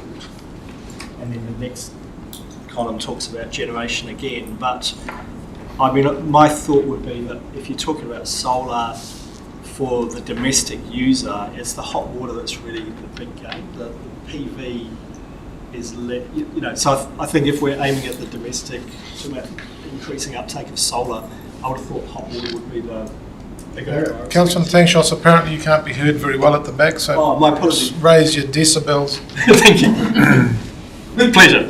Oh, that's much better. So I'm just saying that in terms of focusing on uptake of solar installations on homes, I would have thought that hot water would be the bigger priority rather than the generation, because I would have thought hot water is where the biggest gains are. But that's something to... Do you mean focusing on reducing hot water usage or finding more sustainable ways to create the hot water? No, I'm saying if you're talking about solar installation, okay. then solar hot water for the domestic user has a much better obvious payoff than generation does, than PV panels do. Yeah. Because of you don't need this, like it's its own storage, whereas with the PV, because people are out of the house most of the day, so then the storage becomes the issue. So you can debate that further. And in terms of what we can do on that, there was, perhaps I'm going off track a little bit now, but there was some discussion early on, I raised when I first came here, about the idea of supporting bulk purchase of solar to bring the unit cost down and then people paying it off in their rates potentially. And our chief financial officer at the time said it wasn't possible. And I wonder if we could revisit that, because it may be with a new chief financial officer, actually maybe it is new systems. I think this is a living document anyway, so I mean there is clearly a lot more work still to be done, right? So at the moment we're just tabling the document. If you find any obvious errors in it or have any serious questions about it, that's fine, but the document will evolve, right? Yeah, and we can have a look. We can incorporate things as they pop up. Thank you. Shall I keep going? Just got a few more. They're fairly small. So next page, page 25, about food action. Again, so it talks about supporting community groups, promoting food going at home in the Marae, but we're not talking about community gardens, which we have in our district. So if we could just add that in, I think would be good. And then the bottom of that. So the last one before we get to the next goal is locally relevant, engaging and accurate information is readily available. But the thing about what we can do, it didn't seem to me to connect to that goal. Not that they're good things that are there in that third column, but they didn't connect. So I think having another look at it. And then on the next page, page 26, talking about industrial process and products. Again, there's some really good stuff in here. The one thing I think would be worth looking is because we're talking about investigating various things, industrial ecology, because we talk about circular economies and kind of recycling, but industrial ecology is a concept, and what we've got going on in Kodo is a potential moving into that space. So I think that we should add something in there. There's a minor typo on page 28, but I'm sure you'll have proofreaders going through still. You want to tell us anyway? Oh, so it's just that. So I think we'll move on. You can save the. Just embed. More. I'll send it to you. I'm interested in hearing what the feedback is. Shut it right down. Thank you. Yes, well, actually, that was my last one. So it's just, it says embed rather than embedded within the organisation on the first. And I think that was, that's all I've got. Thank you. Anybody else have any questions? Councillor Dennis. Thank you, sir. I'll just go through them on page 12. With your, I mean, there's a really good graph there that really illustrates how we want to reduce gross emissions. I'm a bit concerned with the transport one as the major reduction that we're looking for, but is that realistic these days with the resistance starting to grow against electric cars overseas and the growth in hydrogen cars? And is hydrogen cars going to give us as big a drop in our emissions as we may have had with electrical cars? So I think that needs to be explored, maybe put in there somewhere. Probably not fair to ask you that off the cuff here. Good answer. Yeah, I mean, all I would say is that the reductions that are outlined here are aligned with the Climate Change Commission's recommendations, which are included with a whole lot of policy recommendation to achieve these targets. So on page 22, I picked up the same one as Councillor Tansos, is on the top graph, there is no label there for the transport. On the next one down, there is no label for that orange peak, so I have no idea what that is. This one down is, I haven't got many more. I was really interested on page 25, when you talk about the annual increase of community reporting, they regularly take food action. And number 3, we're going to support community groups encouraging plant-based diets. I would have thought that it's people's choices whether they become vegetarian or whether they become meat eaters. I can't see why we put this in an official council document of one person's theory as opposed to other people's. Like out there's a number of theories of what we should eat. I actually know one person that believes that all plant-based diet is poisonous and they eat meat, but we don't put that in there. So why are we picking up one group's beliefs and pushing that? I think we shouldn't be there trying to police that type of action. So it's I guess the nature of the way the strategy has been developed to be a community-wide strategy means that it does incorporate some components that aren't necessarily council's role or reflecting necessarily what council will be doing. So it is a broader community input, and this is. Why haven't we got Hinduism in there or something? Because that's plant-based. I think we just have to be careful that what we're putting in there is just opinion rather than just of one sector of the group. So I'll leave it at that. I think Councillor Tansos wants to respond to that, but I would do as well. But I'll let you do, because I think I know what you're going to say. Oh, well, I was just going to say, as far as I'm aware, it's the official advice of the Inter-Parliamentary Commission on Climate Change is that actually we start to move to more of a plant-based diet. So it's not just an opinion, it's actually... It's grounded in science. Yeah. To try and reduce the methane from the animals that are produced. Part of it. Efficiency, I think. So on page 52, in regards to the Friends of Our Places group, where it talks about representatives from central government, ministries, agencies, major local industries, local agencies, telecommunications and neighbouring councils. Do we councillors get invited to that? So Sorry, which page are you on? The order of the agenda. Just asking, And then which, are we going to be involved in the Friends of Our Places group? it's a separate report, it's not. That's the next one. That's the next report. And we'll leave it at that, thank you. Oh, no, just on that last line on page 52, the intended benefits of this approach to increase staff ownership of the product. You're on the wrong report, councillor. Okay, that's good, I'll leave it for the next one, thank you. Deputy Mayor Remick. Thank you. Just on page 24, where there's that little key for the table, and then when you're reading within the table, like action number 130, then you got the double dollar sign and a graphic's going to do something a bit more simplistic than that, because that's a very confusing read. You're up and down all the time. Word document, it's about actually the content, not about the design at this stage. Will we be issuing like number 130? Because the numbering is all out of order. And will that confuse people? Yeah. So the numbering does refer to the long list of actions that we have, but it could be that it's more of a hyperlink or something that doesn't have the number. It doesn't necessarily need to correlate, but for the process of development, it was easier to be able to refer back to which action, and if people are interested, for them to be able to have a look. We've been working with IT on really cool ways that people can drill in, like Google Maps, get closer and closer into the detail and then expand, and we don't know what's possible yet, but that's the kind of idea, is that it's fit for lots of different ways to come about. Super, thanks. I mean, it's a draft that we're receiving and adopting, so it's sort of understood that it will evolve. Councillor Boynton.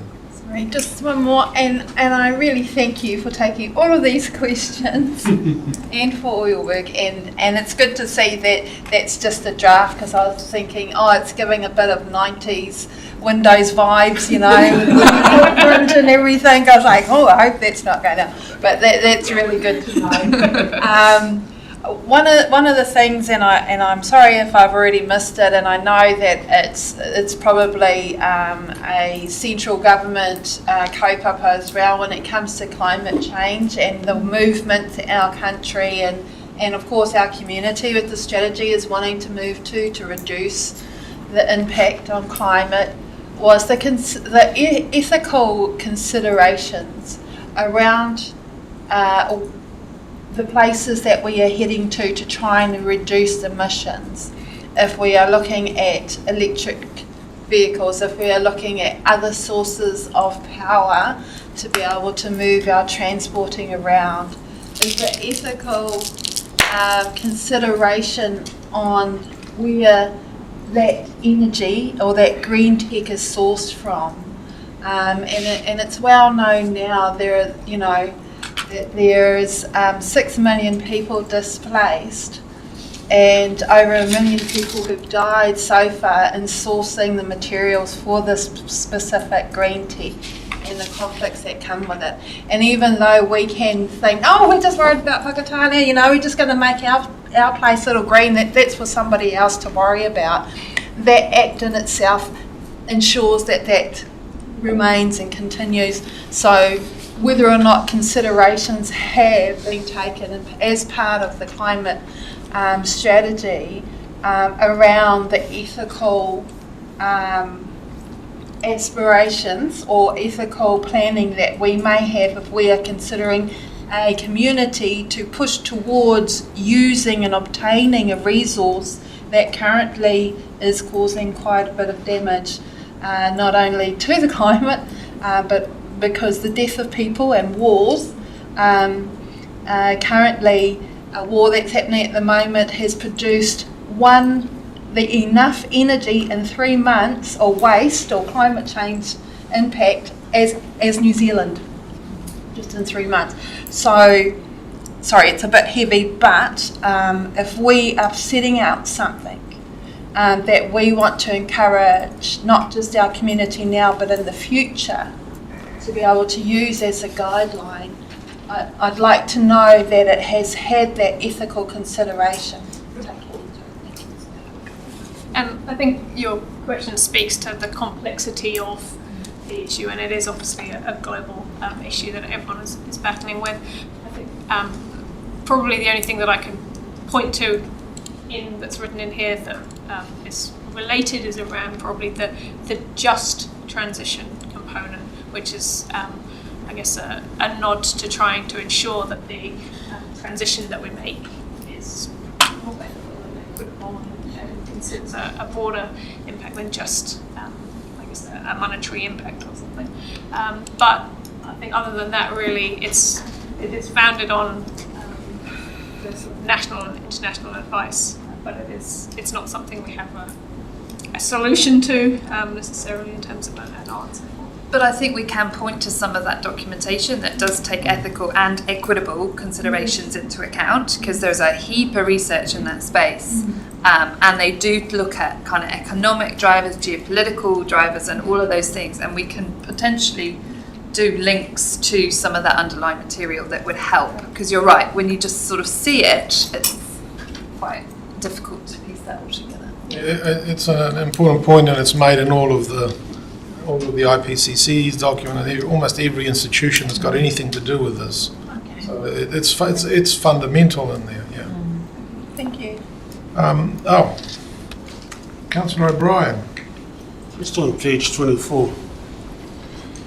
Number 131, to engage with Bay Plenty Regional Council and Regional Transport Committee to advocate for enhanced, accessible, affordable and low-emission public transport services. I mean, that's already been provided by Bay Plenty Regional Council, and it's all right to engage and to advocate for. What are we actually contributing? How are we contributing?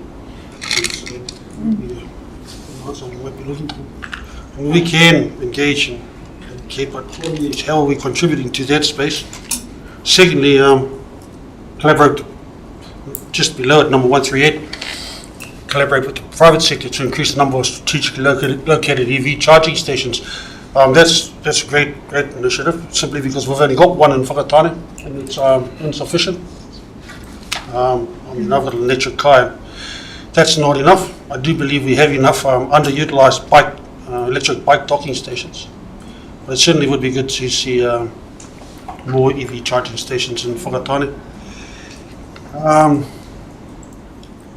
So down page 25. Number 194, just to expand on what Councillor Tetros was saying, support community groups who are promoting food growing. We do have Parakore initiatives and Marakai initiatives on the marae. That might be a good example to follow. And finally on page 29,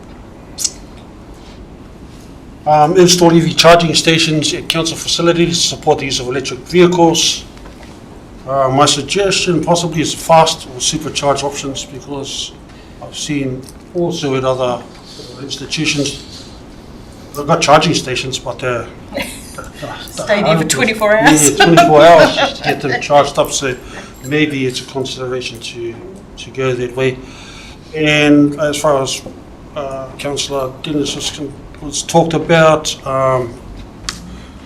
you answered it, Kashi, that we're getting rucks on EVs nowadays. Are we going to carry on with the strategy of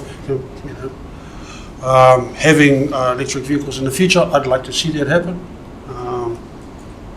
It's just how we, is it still a strategy for the future? With the government introducing rucks and whatever else is coming at us in that space. So thank you. I'll take all of that as comments. We'll take that away, but I just wanted to make a quick comment on EV chargers around the district. Good news is property and transport team staff have been working with a number of providers, and we have an agreement now, and we've got a couple on the way. So there's more EV chargers on the way. Just adding to that too, if I may, that with the increase in hydrogen cars, do we need to add that into here too? I don't know about the science of those, whether they are low emissions and all that sort of stuff, but they seem to be. Do we need to add that in, or will we do that as the document grows? My recommendation will probably be to see how it evolves, and like we say, with the live component of the document, if that becomes something that is more feasible in New Zealand, that we can look at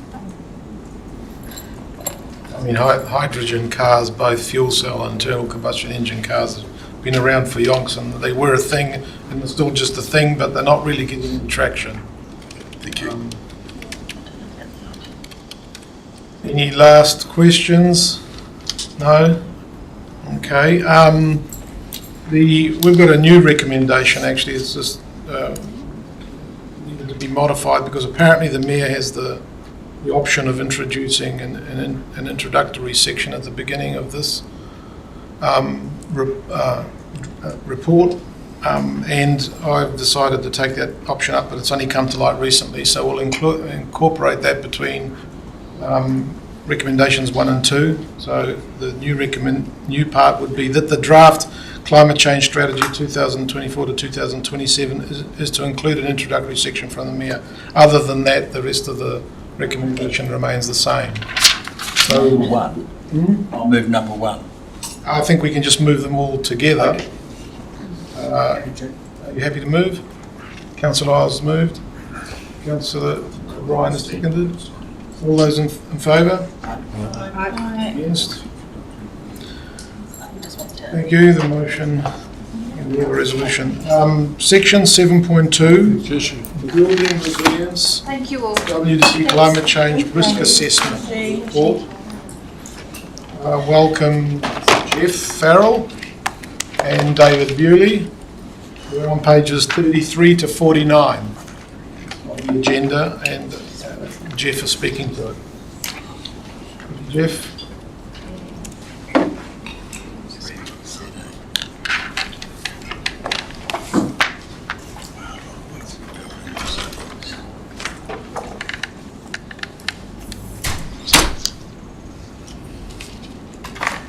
Thank you, and good morning everyone. It's actually a pleasure for me to bring this report to you today. I've been involved in a lot of natural hazard events in the time that I've been here, and the last few years particularly, it's really highlighted that you know, what's known globally is that we just can't afford to keep responding reactively to events as they occur. But in order to get here, it's been a bit of a journey in terms of actually having some good evidence and modelling to sort of move forward, and also to do it in an efficient way, which has meant that we've delayed the commencement of this project until the National Climate Change Risk Assessment had been completed and the Regional Risk Assessment had been completed. So that's helped outline some frameworks and some information that's to our advantage moving forward. As we talked in the previous, or as you talked in the previous paper, which was a lot of discussion was around mitigation. This is around actually responding to the effects of climate change that are locked in for global warming moving forward through extreme weather events and those outlier events such as exceptionally big storms and high winds, etc. So adaptation is around managing the effects of climate change on communities at that physical sense, including net spiritual and health, mental well-being as well.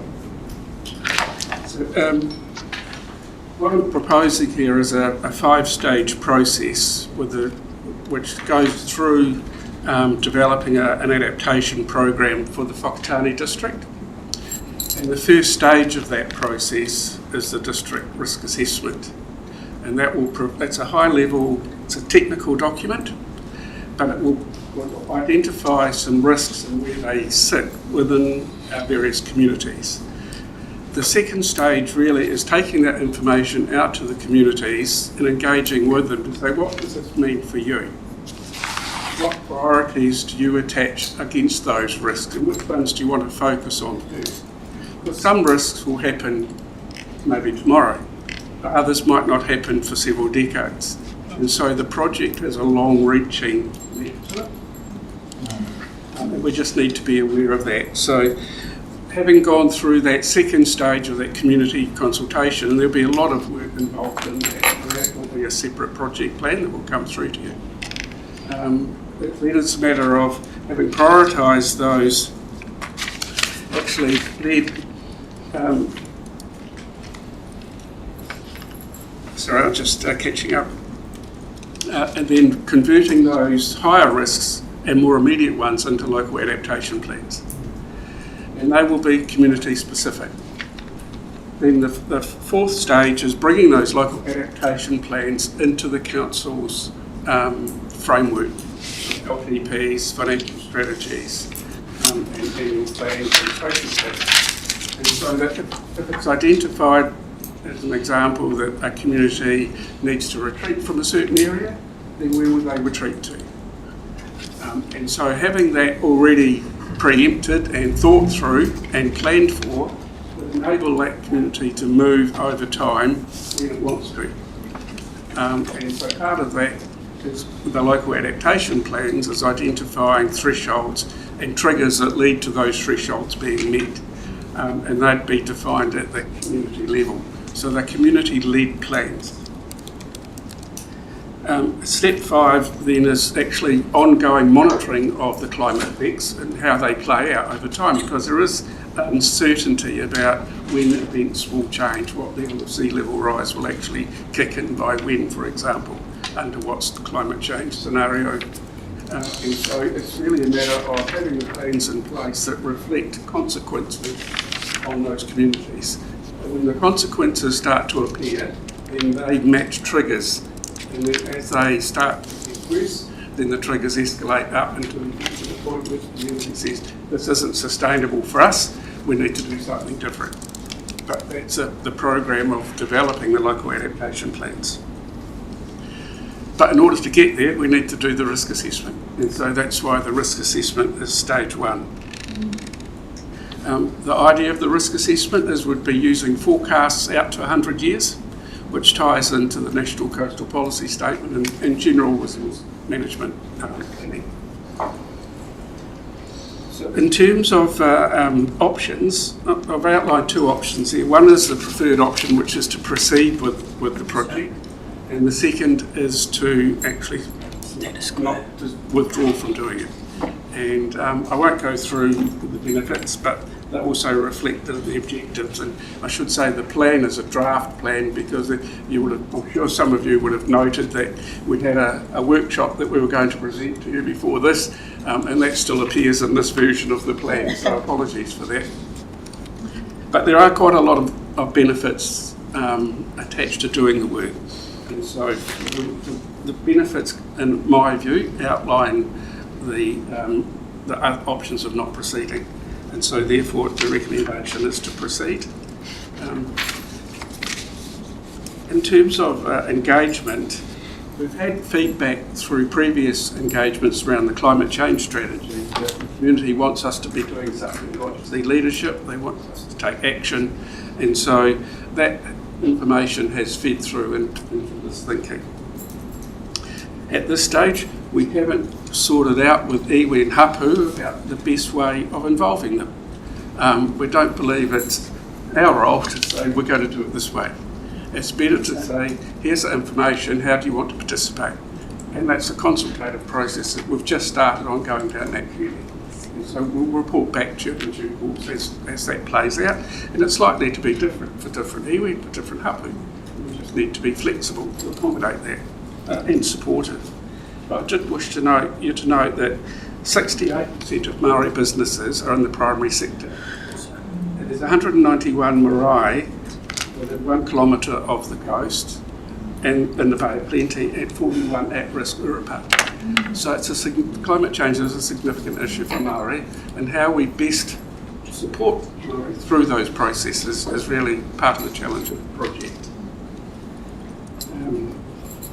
In terms of strategic alignment, I looked through the Council's strategic directions and values, and where this project aligns with every one of them, which is great to see, you know, and it's another reason I think that supports actually proceeding with the project. The one point I did wish to outline is that in the project plan we have proposed to develop an online viewer, and that enables the public to come online and actually interrogate the data there in ways they wish to, and also where we can for it to be properly specific. at a meeting last week with the Bay of Plenty Regional Climate Change Forum. We've got some indicative buy-in from the Regional Council to host that, and also some joint funding arrangements with the other councils. So it's not something we'd be running alone. But there are a number of models out there, and at the moment the leading model is one at Christchurch City Council. And so we will be investigating some options, but that's a little bit further down the track. Again, it's something that we would report back to you in due course. I think that's pretty much the points I did want to cover. Any questions? Councillor Rangiahu. Hey, thanks for your report. It was a good read. So probably one of the, what I was looking at inside of there, in your first around the options, I think it's a combination of the options and their budget consideration. So inside, why I like the preferred option you've mentioned in there, because the insurance, it speaks about the insurance inside of there, and for each, and that's a really high anxiety with families and how that is applied, because I think it was one part at the community board, probably the question that I was asking around some of those other external organisations who audits them, or the ombudsman, some of the processes are so heavy-handed. Right? So it's glad to see that in that report. But even inside of that, with that budget consideration, you've got 80,000 for every year that's already sitting inside of. It was just but that I wasn't too sure. Yes, 80,000 for this financial year and 80,000 for next financial year. So 160,000 to work through. Okay, and just one more. One of the things I really don't like seeing is when you see this 100 years plus. But it was great to see inside of that document to be reviewed or refreshed every 6 years. So it gives kind of confidence. I kind of don't like 100 year plus agreements or things like that. But thank you for that. Thank you. Good report. Thank you. Councillor Jukes. Thank you. Great work. I think this has been, well in the waiting and needing to happen, and I fully support your option one to proceed with the project, particularly with the way our district is and so many different risk areas and escarpments, rivers, low-lying, everything. So it's great to see it. My question was just, it's similar to Councillor Rangiahu. I see that we've got the 80,000 for the 2 years, and then the outcomes will determine the funding for the preceding years, following years, sorry. And so we're currently year 3 plus got nothing in the LTP, or have we got some nominal figure for 25, 26 going onwards? No, we haven't. Simple answer. Yeah. So you'll come back to us at a later stage when you get the outcomes to that. Okay, thank you. Councillor Isles. Thank you, Bishop. Jeff, just going back to, item 3, the background, and the stages 1 through to 5, a lot of that work would sort of tie in with the emergency management as well, wouldn't it? So will that get incorporated into an update of the emergency management policies when they go out to the various communities? One of the outputs from the risk assessment is identifying which communities are at risk from which asset, and that then leads to where evacuations and other responses are needed from our EMO, emergency management officers, and those communities will be helped informed by that risk assessment. Right. And so there is a good alignment through with that. Also, I note later out in the options with the reference back to iwi and hapu, and it is also local knowledge as well, isn't it? Outside of iwi and hapu, the local knowledge that has been built in over many, many generations. Take into consideration. Thank you. Mayor Remick. Thank you. Good morning, Jeff, and thank you for the report. And yes, I absolutely think that we need to be proceeding with option 1. My question is really about unintended consequences of finding out all this information and what it does with our community assets with insurance, our home insurance. We already know that when the QV comes out, now listed on the LIMS report, it's going to be having a risk factor on there. And I'm not asking necessarily how do we mitigate that, but are we thinking about that as we go through? Like, I would have thought the fact that we're taking more actions and understanding our position would have been favourable with the insurance company, but it could have the reverse effect. Yes, it can, and there is a piece of work being done by the Department of Internal Affairs around a law change to make natural hazard information more available to the public through LIMS. And it is an issue about when you do modelling, you get this information that comes in, and although it doesn't necessarily identify new risk, it does put some figures around what that risk might be. And so a lot of people live with risk and knowingly live with risk, but they just don't like to see it written down. And so there is a formal process, and how you manage that requires a lot of careful thought and sensitivity. The other side of the coin too is that some insurers apply a very broad brush approach, and through the work that we're doing, we're able to identify those areas that are less at risk. Insurers think, well, because you're in this zone, you must be at risk, but in actual fact, you're not. And so having that information at a more granular level was very helpful. Thank you. Councillor Tangos. Thank you. Thanks, Jeff. It's a great report. I support it 100%. As I think Julie said, you know, that, we've identified for a long time that we need this both for us, for our communities. So it's really great to see this going forward. My question was around just going to the project structure and looking at the external stakeholders. I was wondering whether it was worth asking Toi EDA because of their broad look over the economics of the eastern, well, about plenty really, but whether they might have a view that was valuable. And then the other one was Glenn Crowther's green business. Sorry? I'm trying to remember the name of his organisation, but he was involved. Sustainable Bay of Plenty. Yeah, Sustainable Bay of Plenty. Yeah.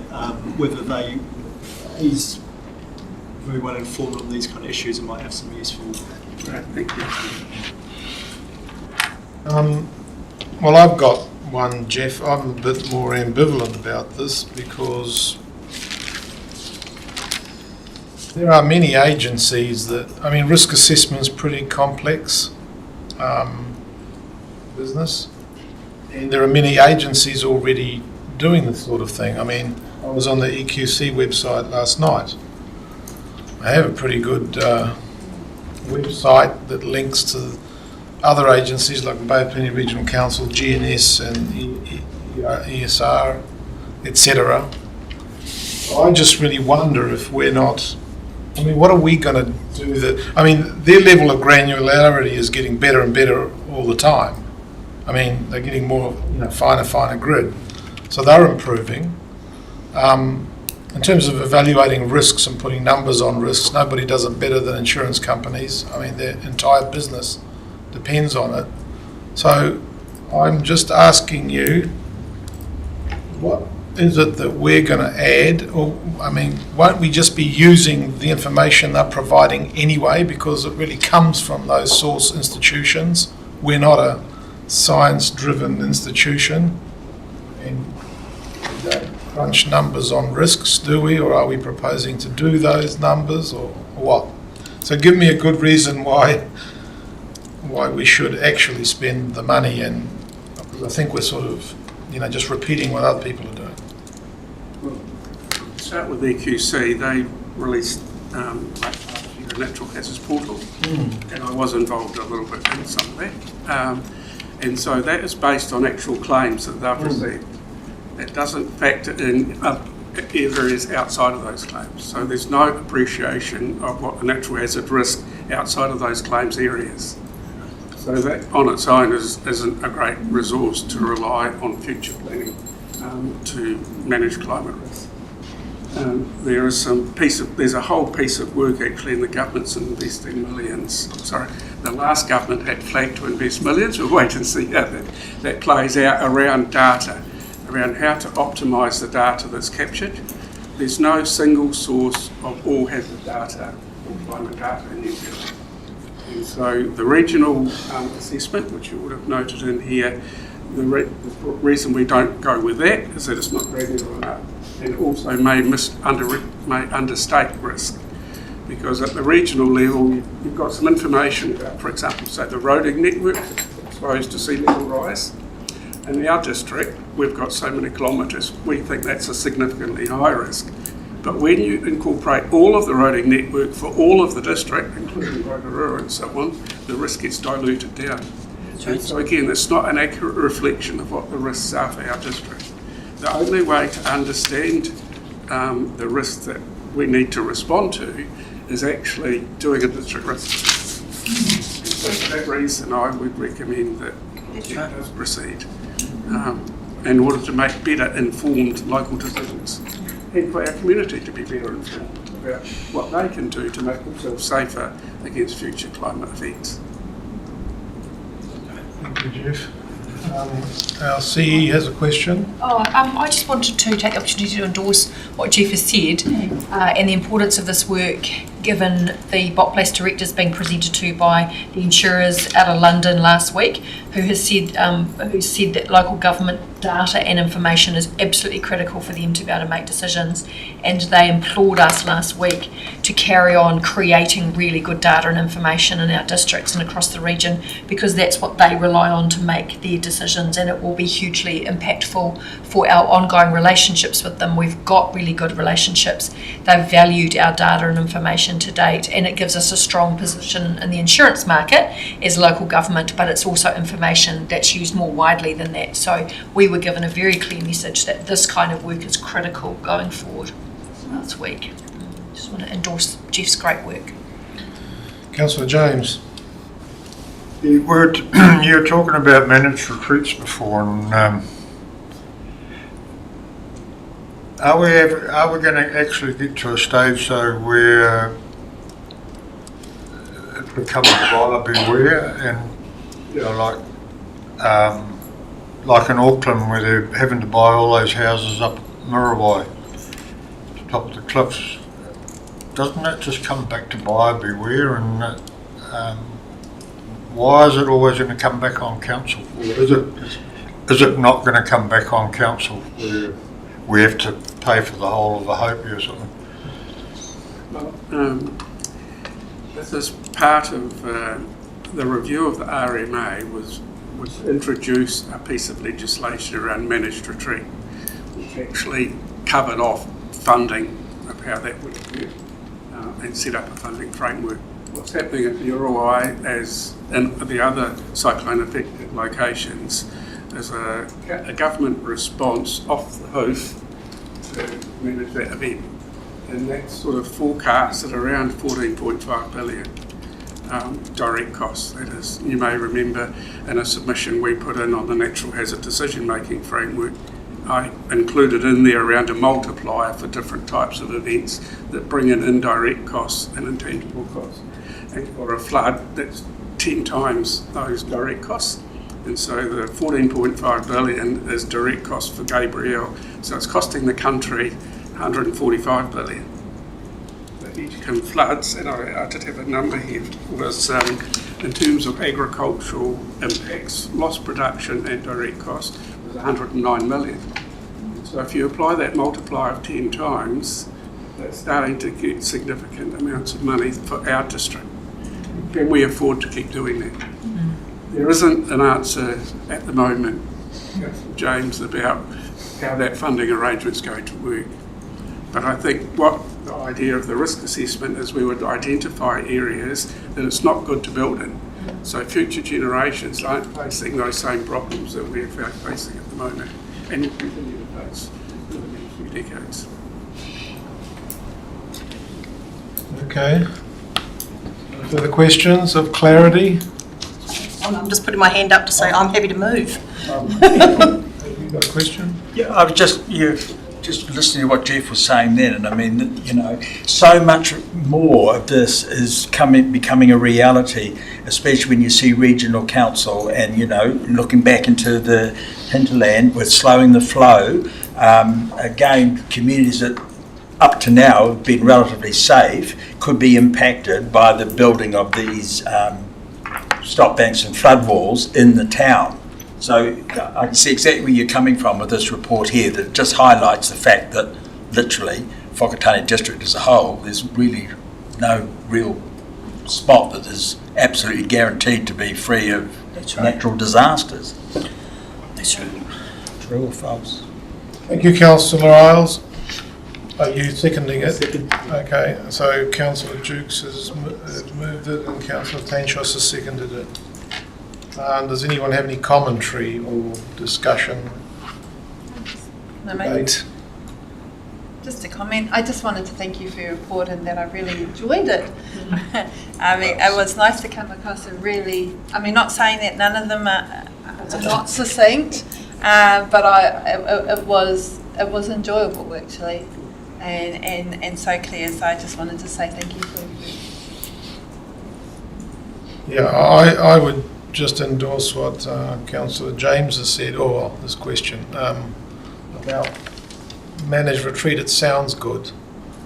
How on earth do you ever finance it, considering that 30% of this country lives near the coast and continues to want to go there? You just have to look at Papamoa, for example. Our country is full of dangers, natural hazards. But yeah, it's difficult. So we've got a mover and a seconder. If there are no further comments, we'll put the motion that the recommendations be, that we received the report and that we approve Whakatane District Climate Change Assessment Project Plan from implementation. All those in favour? Aye. Against? Thank you, Jeff. Thanks, Jeff. Next report, final report, is the Eastern Bay of Plenty Spatial Plan Project update. I did have a request actually, Jeff, I just forgot. Can we remove the terminology Western science? Because I don't understand what Western science really means. I mean, there's science and that's it. I mean, what do the Chinese not do science? I mean, anyway, sorry. Leave tomato on morning, that's good. Anyway, let's get back to report 7.3, pages 50 to 58. Welcome, Nick. Eastern Bay Spatial Plan. You're going to tell us about all the progress that we've made. Thank you, Your Worship, and fellow councillors. I'll just give some highlights of the report rather than read through word by word. So, you recall from our last update late last year, we talked about the seconded team that we were building to deliver the spatial plan, bringing a lot of those core functions within the councils that were working on the spatial plan, within the four councils that are involved. That is progressing. We are getting names and starting to fill roles. We don't have a team that we can present at this committee meeting, but I am expecting that at the next committee meeting we will be able to present the full seconded team, and that will include staff seconded from each of those four councils. I'll also note, and in 6.1 of this report, we describe the in-kind contributions that the councils are already making to the project, and that includes at a senior level staff involved as well. Work is also progressing concurrently to this project on the iwi Policy Hub, which has been funded out of the Federal funding, and one of their main strands of work for the iwi Policy Hub is on developing an iwi spatial plan. I'll just note that work is progressing and it will be updated through. bit of a funding program, but it is will be aligned strongly with this work. And so we have meetings with the program manager for that, and that is we are also working on the draft development options report. So that will essentially describe how growth and development can be accommodated. We'll have options for that. And that will be a very key report for the spatial plan. And it will be something of a synthesis of the work that's been done to date, including the maps that have been produced and the population forecast and some work that's underway with regards to transport and Three Waters, for example. We are planning an update with the Friends of Our Places. It was early last year in around August. So we're planning a webinar and a newsletter with Friends of Our Places. And that's sort of the critical friends, infrastructure partners, and some of the economic agencies and major employees that were involved in that in the last hui. We're also looking at meeting with some of the key infrastructure providers in particular, the likes of Transpower, Horizons, who have those networks that will support growth in certain places or may need to consider how they develop their infrastructure in the future, so that we are well coordinated. A key function of the spatial plan is to coordinate between a whole lot of different organisations and entities to ensure that we are heading in the same direction.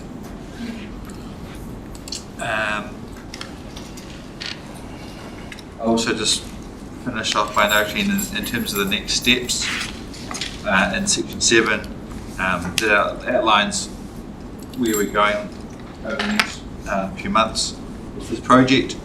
So one of our priorities, probably the next priority, is to confirm with the general managers of the senior managers of councils to confirm that it's a Seconda team, so that we have those people locked in.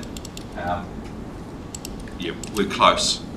Complete the further technical work, including the transport assessment, which is underway, and the Three Waters, which will all be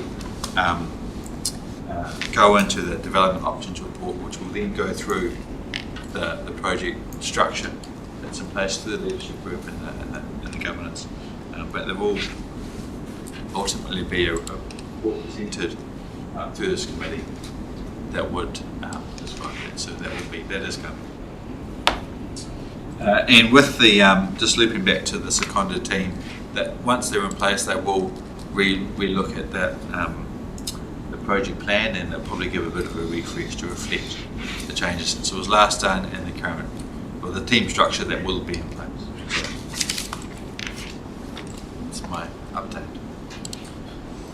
Okay, does anybody have any questions of clarity for Nick, Councillor O'Brien? Thank you. Just, I guess on page 56, the committed funding. I noticed that Oporiki District Council are now part of the spatial plan. Not having committed any funding. Are they going to? So was it Kawerau? No, Oporiki. A bit further down, looking down at Oporiki District Council as far as committed staff. No commitment there either. We are ever hopeful that there will be a financial commitment. They are going through their long-term planning process at the moment. They have provided in-kind contributions through their staff. But in terms of financial contributions, we haven't seen anything yet that's definite.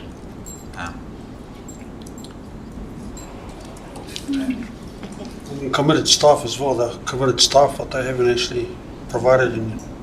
So leave. So being part of this project then, are they actually going to be a bit of an anchor for the project to be advanced since they're not committing? No, I wouldn't say that at all. They've indicated they're fully committed to this project. And in In terms of the overall project, I know they're a small council, so I don't want to put too hard on them, but they are a small council and they're squeezed and they've got a big area they're covering. Having them at the table is really important because it goes from being a Whakatane Kawerau plan to an Eastern Bay Openti spatial plan. And that is important, both just simply having them there and recognise the interconnectedness of our communities. But also, when we're talking with our central government partners, suddenly there's a sub-regional scale there, and they recognise some of the challenges that we have as a sub-region. They also recognise some of the projects that are underway and to fully utilise some of those projects, and we can look at the aquaculture further east and the work they're doing on the harbour, plus further up the coast of the kiwifruit, and how important it is that that as a sub-region we are working together and integrating so that the infrastructure is in place that is needed. That all passes through the Whakatane district. Right? So we need to make sure the infrastructure is in place.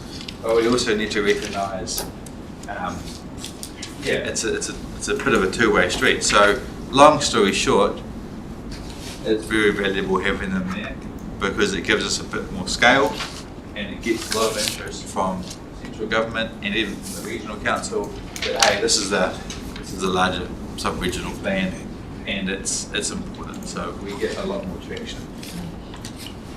Bang for the buck. Just following on from that, Mr. Mayor, if you don't mind. Oh, that's what I was going to say. Oh, you were going to say that too? Yes.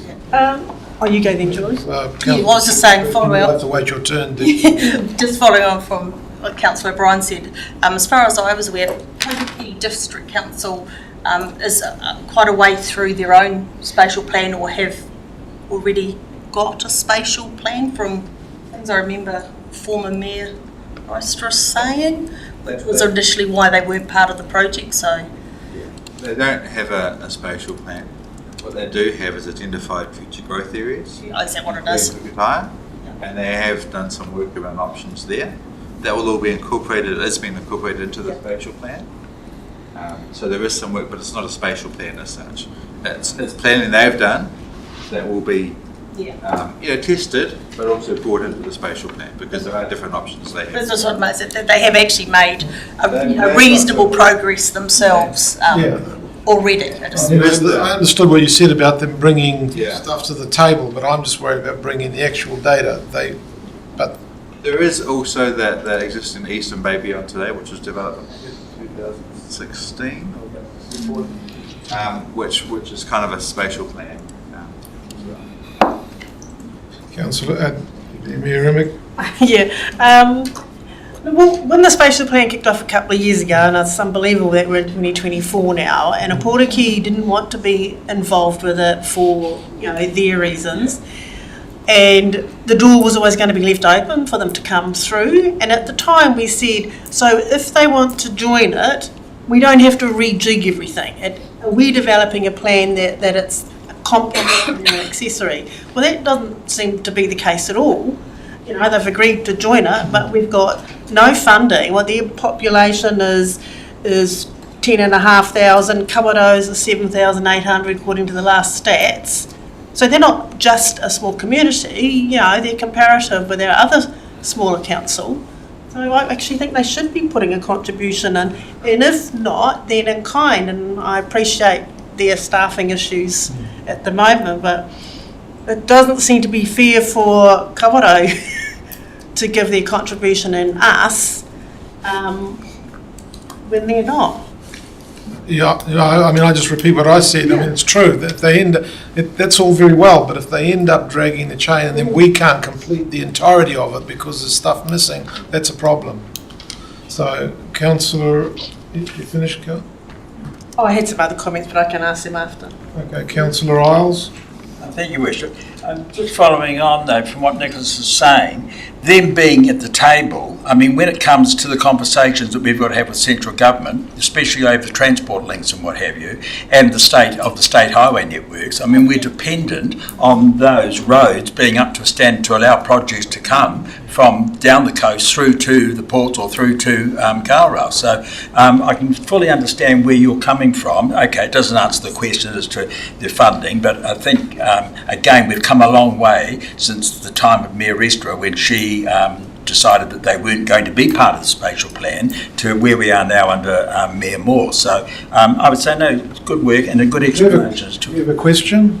Sorry? Were you going to ask a question, or is that? Well, my question is that without them being at the table, it would make the work that we require in regards to infrastructure when we go to central government wanting to get support for upgrades of the state highway and possibly the Pekatahi Bridge, that it is far better to have them on board than off board. I don't think we're saying not include them, we're just saying for a contribution, similar to what Kawerau's contribution might be. So I'm saying that in kind is their contribution, I would have thought. Perhaps I'm reading too much into it. I had All right. Deputy Mayor Remick, question?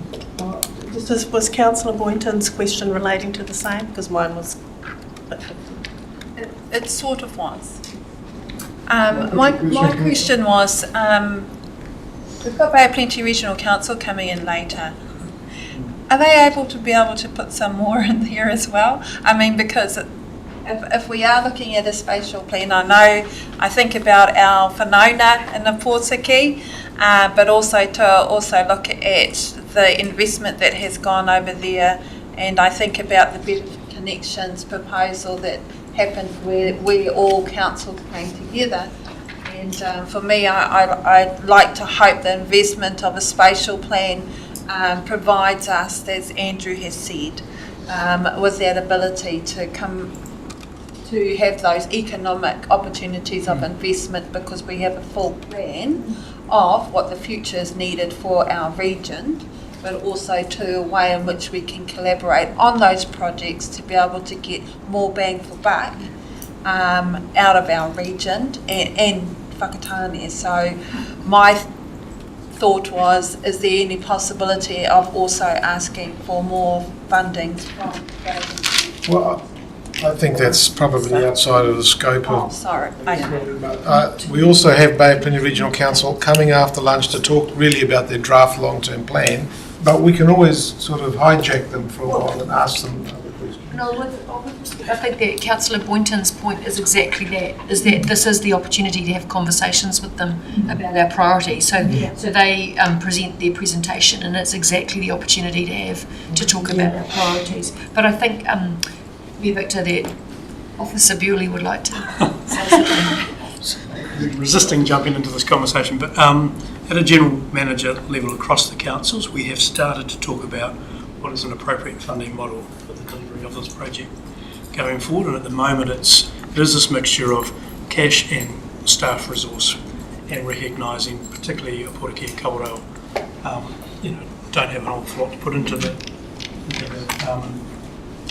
project financially, but they're not necessarily saying no. I think it is about when we get to the point of knowing who's seconded to what role, we can then work through what is that worth, if you like, and what therefore is a fair contribution across the board. So it is an ongoing conversation. I'm not sure where it will end up precisely, but yeah, the submission project process and the LTP process, I think, is the way to try and ultimately resolve that. Thank you, David. Deputy Mayor, last question. I've actually got two questions. Two questions. And it is a little bit back to the money, seeing that we've spent $780,000 so far. So this $1,020,000 that we've got for the 24-25 year, that's an addition. It's not the $780,000 that we've already spent. Some of that is included, and some of it's I mean, the unallocated funding in this financial year, something.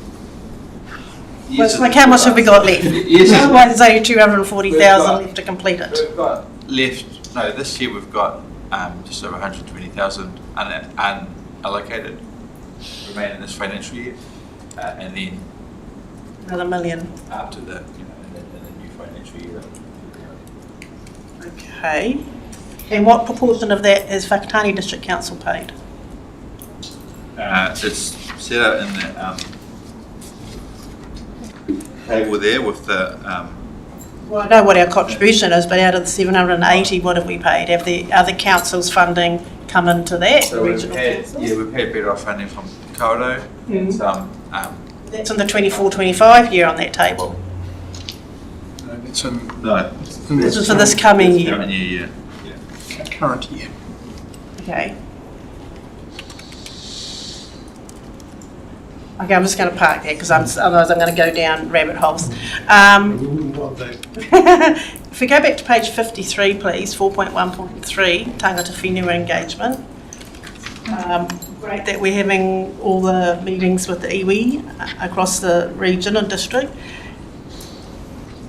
Do they feel like they are engaged in being part of the design, or do they feel like they are just receiving what we are asking them to have a look at? They're active participants.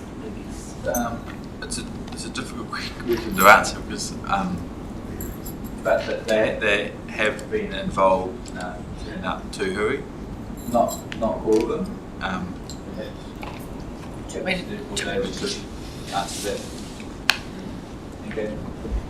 So what I would say to that question is that all the iwi have indicated the importance of the spatial plan. They can see its importance for all of the reasons we've talked about for the sub-region.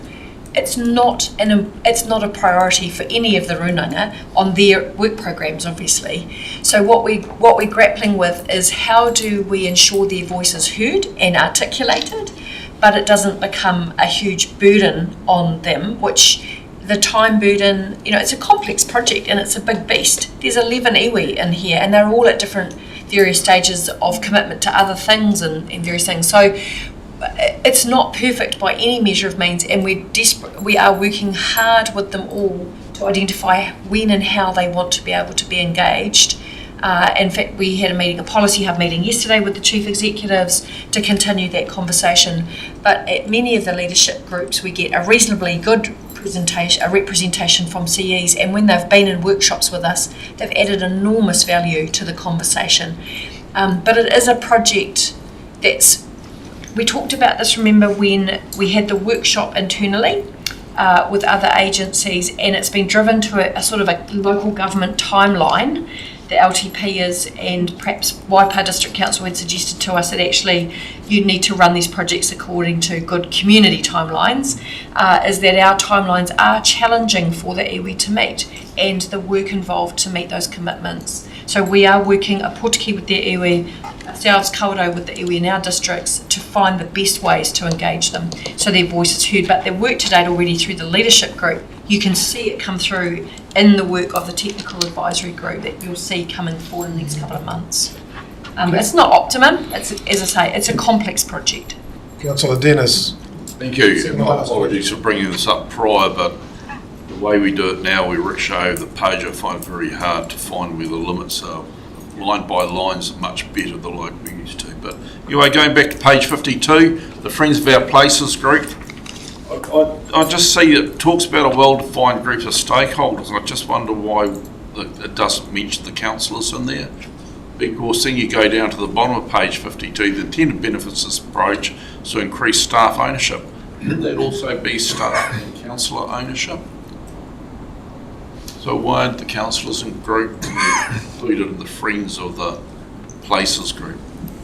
That staff ownership comment is in relation to something else that's into the project delivery approach, with bringing all that internally rather than the Friends of it. The critical Friends was seen as a way of engaging with some of those critical external parties, such as the infrastructure providers, economic agencies, major industries. Through the project structure, there is a project leadership group with senior staff from different agencies, and then there's a project governance group. But then ultimate decision making is resting with councils. So isn't it better to take us on the journey rather than to present us with a result and ask us to vote on it? Well, the purpose of the project governance group is to essentially provide a forum for those in governance to participate in that, to be active in that. We also have updates like to this committee and equivalents to other councils, so it's not, the intent very much is not to end up with presenting to council or fait accompli of what's going to happen. It's very much we're on this journey of this is an evolution of how we're working and going along step by step, but there are some project structures because given the number of different agencies involved, it could be unwieldy to have too larger a governance group, so there are representatives who are on those from the different organisations. Well, I think I'd be ready to draw it to a close. We've got lunch and we've got to be back here by 12:30. We've got people presenting, so if it's just a very quick supplementary, sorry, but so the governance group, that's the mayors basically, is that it? Mayors and chairs, yeah. Mayors and chairs, okay. Thank you. And I did have one quick one. Are we going to be receiving this spatial plan by mid-2025? Is that what we're still saying? That's the target, yes. That's the target date. Okay, all right. Well, I think we better get on with the putting in motion. Do I have a mover Councillor Isles, seconder Councillor Tanchos, that the Eastern Bay of Plenty Spatial Plan Project Update Report be received? All those in favour? Aye. All those against? So we're adjourning for lunch and we'll have to get back here by 12:30 because our guests are arriving.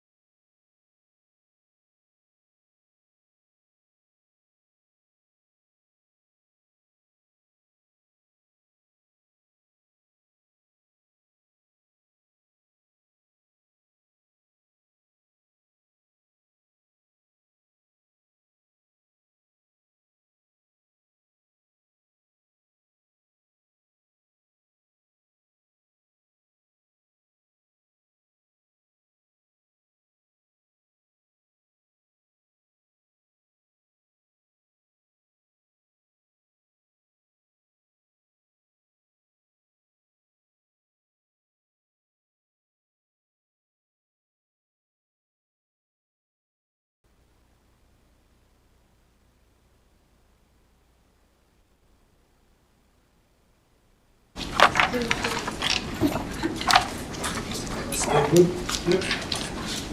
welcome back everybody, and this afternoon we're going to be treated to a presentation by our colleagues from the Bay of Plenty Regional Council on their draft long-term plans. We have Katarina on the left side, Haiti, Alton Campbell, and Ruben Fraser. Welcome. Thank you very much. So the floor's all yours. Kia ora, Your Worship, tēnā rā tātou katoa. It's a pleasure to be here once again. I feel like I was only here a few months ago, talking about the LTP, but obviously we've made some progress, and we're back here again, so it's a pleasure to be here. Do I just press a button? I'll keep talking then. As with yourselves, with us, it's a new year, but it's been a busy time. A change of government and the challenges that brings to our working environment. So it's great to be able to be here with you guys today. We've got a presentation. I wanted to say take it as read, but I don't think you guys have necessarily seen it. We'll go through it then. Just before we get going, Your Worship, I'd just like to give an apology for our Chairman, Doug Leader, and our Deputy Chair, Jamie Lees, who can't be here today. So you got the backup team. I'm sure you guys are fine with that. Councillor Itiwa, would you mind introducing your general managers? Because oh yeah, sure. Yeah, we have Ruben Fraser over here, which is our who is our general manager of consents. Regulatory services. Regulatory services. That's right. They take care of the consents too. And we have Katarina, who you all know, and yeah, General Manager, Strategic Engagement. Yeah. That's a job. Okay. Is the middle one here that I press? Ah, yes, cool. Kapai. Okay, there's the introductions, done that. Looking up. Yeah, as I was saying before, we are faced with a number of challenges, as I'm sure you guys are too. And we are slowly trying to work our way through that for the benefit of our community. A role in particular that we play here in the Whakatane district is flood protection. So that's certainly at the top of our list of priorities with regards to ensuring that everybody's safe, but that we can also do it within our fiscal constraints, because ultimately this is paid for by the ratepayers, and making sure that we do it in a manner that is efficient, and also communicating to our community what the flood protection does and how much it actually costs, and what the limitations of them are as well, and what we're doing. And I think that's a really important part of our role, which is the communication part.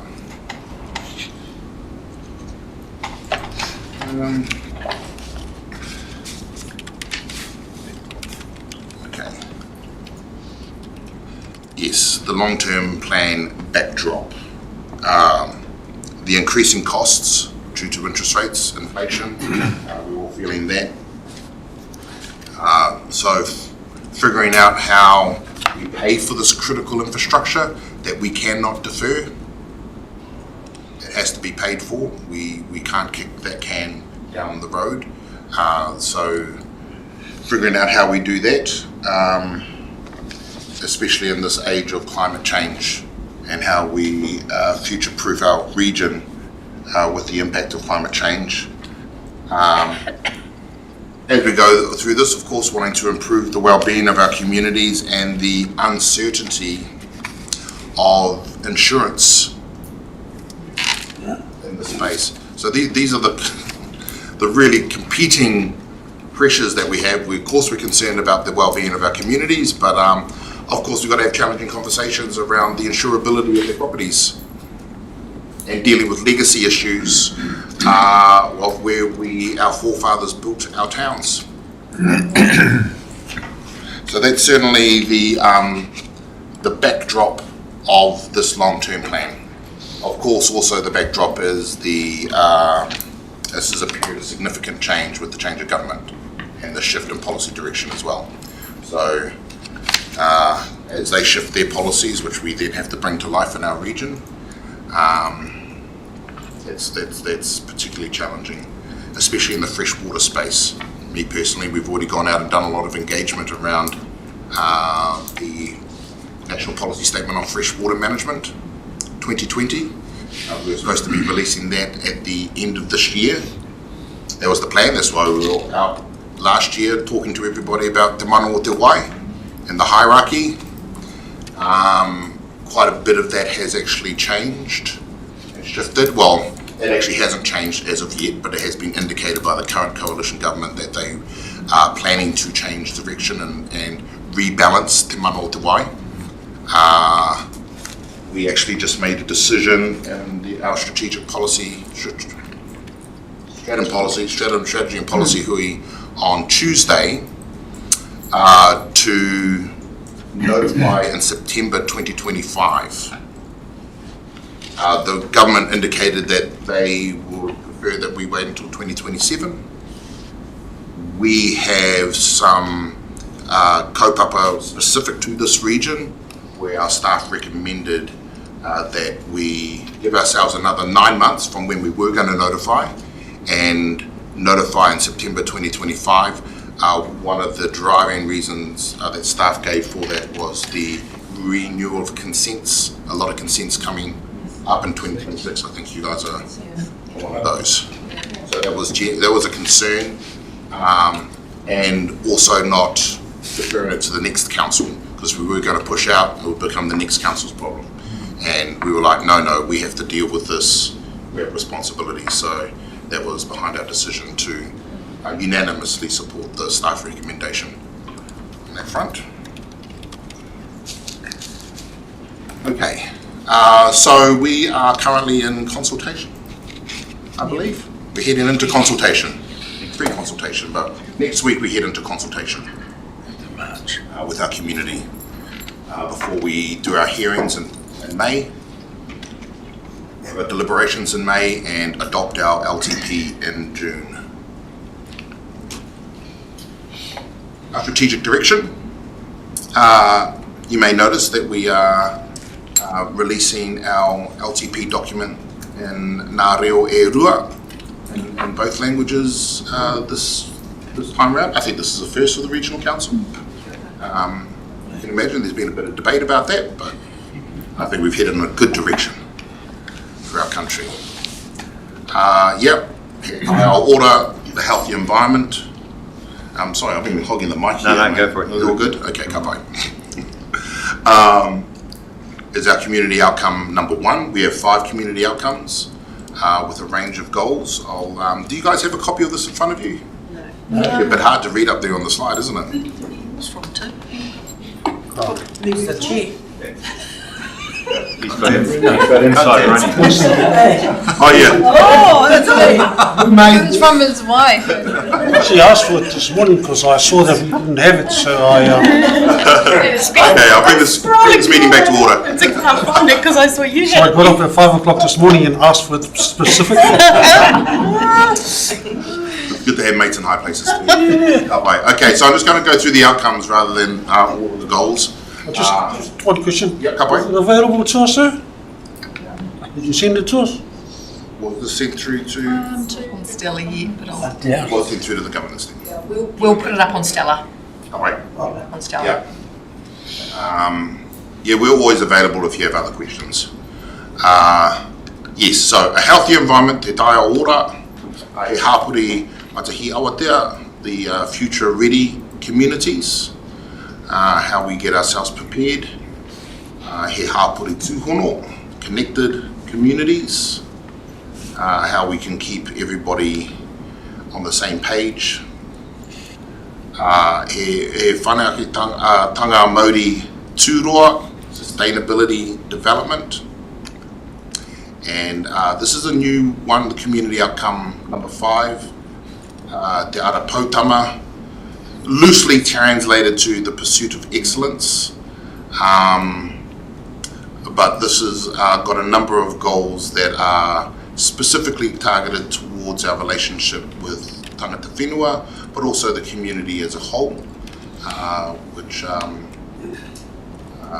is really important. But we had some very important strategic goals with regards to our partnerships with iwi Māori.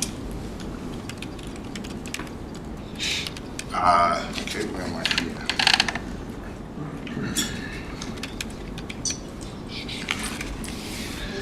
Our enablers, that we deliver efficient and effective manner, identifying our priorities and outcomes, and our investments, how we invest in our partners and engagement, our values.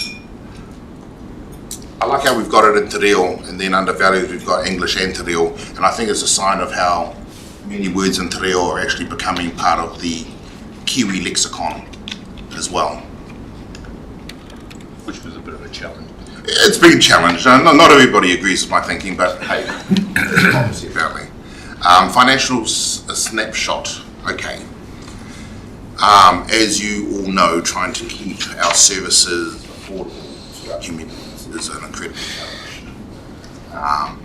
And you're always faced with that tough decision as to whether or not to raise the rates or to cut services.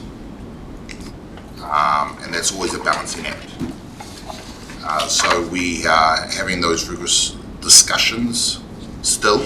I think we've actually been through our OPEX line by line and debated pretty much every one and made savings where we can. The team of councillors have certainly been very direct to our CEO and the senior leadership team that we need to find savings, and that there are nice to haves and must haves. And there's been a lot of debate. We don't all agree on what are nice to haves and what are must haves. So that's the process. Yeah, here's a little snapshot of our 10-year funding and 10-year investment.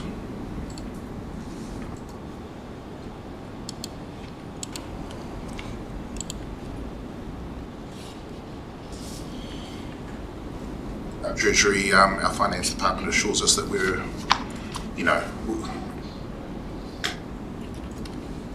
things are tough. Especially in transport. Yeah.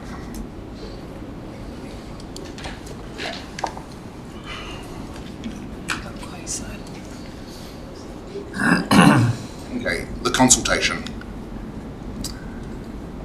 There we go. Malcolm sort of hinted at that. How should we pay for our buses? An issue is running public transport is challenging. You can have the service there because, of course, it's part of our modal shift and our commitment to climate change. But you don't want empty buses running around the region, and that does happen. So how we pay for those buses, also there's been some policy shifts indicated by the coalition government with regards to the funding that they're putting forward. School buses and so ultimately the ratepayers are paying for this. And also we have had some challenges around safety on buses, which of course drives up costs when you're having to increase security and so forth. Just the way that it is. So that's our question number one: how should we pay for the buses? Question number two: should we sell some of our shares at the Port of Tauranga? It's been about the rigorous debate, hasn't it? Very much so. Very much. So we're going to ask the community. Does the community think we should be selling some of those shares? Of course, it's not prudent to sell investment shares that we gain revenue out of and just invest it in OPEX, because you need to find other ways to invest the money. Is it the best investment for us still? Those are the kinds of questions we're having to ask ourselves. Can I just ask a question? Sure. Thanks. So what, 47% of your rates comes from targeted and general rates. And so with your ports, your Quayside shareholding, how much do you allocate to come across? What was that percentage on that one there? So when you're looking at your other revenue, is that what comes through in Quayside? That might be a knowledge. Investment income. Yeah. Quayside, we've in the 10. It's the investment income in the 25. Thank you. I'm not a finance person, but Quayside, I think we're on about 45 million, slightly increasing per annum in dividend income over the next year of the plan. Is it dividend income that comes to the regional council versus the, you probably don't know the percentage that goes back to shareholders? I'm sorry, that's So- out of my ballpark. So when you ask that question, do you sell the shares, is there some sort of context around that? Yeah, there will be context in the question that comes out. There'll be a context to it, and perhaps we should have had it here a bit more. But yeah, I believe the council itself to go towards our OPEX and is around 45 mil. And really the whakaaro is that subsidises the funeral rates of every ratepayer across the region by 50%. So not unsubstantial. 50%. Yeah. I'm just trying to gauge, like, with that question of should we sell Quayside? Like, are they actually bringing enough across to even though you say you're subsidising 50% the ratepayers, is that enough? Yeah. Sure. Yeah, and that's the question. Is it enough? Never enough. It's but the rate of return, and so we have a relationship with Quayside. We own Quayside, and the Quayside owns the shares in the port. We have a statement of intent that we negotiate with the Quayside board as we go through that about what we expect in terms of return. But of course, as good business owners, we understand that they need to also retain capital to develop the business as well. So we are looking for non-port investments, because having all your eggs in one basket, and this is the big question about the port, have we got too many eggs in one basket? Because as you know, you might not know, shipping has had its trials over the last little bit. Yeah. Is the purpose potential, one of the reasons why you're thinking about divesting shares is to increase your diversification of your investment portfolio? All the recommendations from our financial advisors is diversify. And yeah, absolutely, that is the main thing. And we've had a lot of experts coming in and given us the word. And you can imagine what I think about experts, but I'll hold my tongue here. But even we've even had Stephen Joyce come in, and he was a little bit more favourable about keeping a conservative approach. So they're talking about the possibility of even divesting down to 28% of the shareholding of the port. And that would still make us the crown owner of the port, but and there was a question yesterday in Kawerau that we should be very, very careful about that, because the port is an important supplier of export for this region, for this sub-region, sorry. And that's fine, but it just means that they'll have different taskmasters, that's all. And it could be you, me, mum and dad with a few bob who want to put them in the port shares. And they've been very favourable shares, I have to say. And the biggest issue, especially in Tauranga, is the fact that we're selling the crown jewels, or giving away the crown jewels, or the family jewels, if you want to put it that way. And I just thought back to when Joan Williams was going through this very same thing in Taupo, when they sold their power shares for the power companies that were around the lake. And I think it was worth something like 10 or 15 million. They got 48 million for it. Sold them all off, and have done very well about that. And they can't actually touch any of that money that went into there. But yeah, it's diversifying our portfolio and investment. So, and council will be putting the pressure on Quayside to perform even better. And And of course, I've got a new CEO there who is very, very astute, but he's at least laid his heart on his, worn his heart on his shoulder, hasn't he? And come to us and said, well, look, you know, you need to let me have a little bit more Loosen the reins a bit. Loosen the reins, and so that's where we're coming from. Just to add an additional question, so it's a bit of a trick question then, isn't it? Because the question of should we sell more Quayside shares lends the ratepayer to think to offset more rates, and that's not what you're saying at all. It's actually to diverse shares so you can make more profit rather than helping the community out. So I hope that context is going to be clear. And that is a challenge, Leslie, I have to say, because a lot of people are thinking, well, what are those buggers doing with that money? They're going to go and have a big party or something like that, and that's not the case at all. But that's a perception that we've got to manage, and that's what we're trying to do at this point. Diversifying your portfolio, though, is also about spreading risk. Yeah, that's true. And so was the major reasoning behind Will that be the context, or will people jump straight to so we can receive more subsidised rates? Right, sure. Yeah. And as a greenhorn coming into regional council, you know, and thinking I knew everything because I've been around a long time in local government, I was absolutely aghast what risk there is in Taronga, and with you know, it's pretty hefty shipping there going on. You know, sometimes we've got 70 ships sitting out in the flow. So yeah, it's all sorts of risks that can be coming. Sorry. I was just going to ask, after how many years have you held those board shares, and why all of a sudden did the light go on that you've got all of your eggs in one basket? You need to diversify. What? There's been some discussion for some years now, and I've just put it off and off and off. So it hasn't the light hasn't just come on. They're probably just leaving it on a little bit longer for us to get ahead about.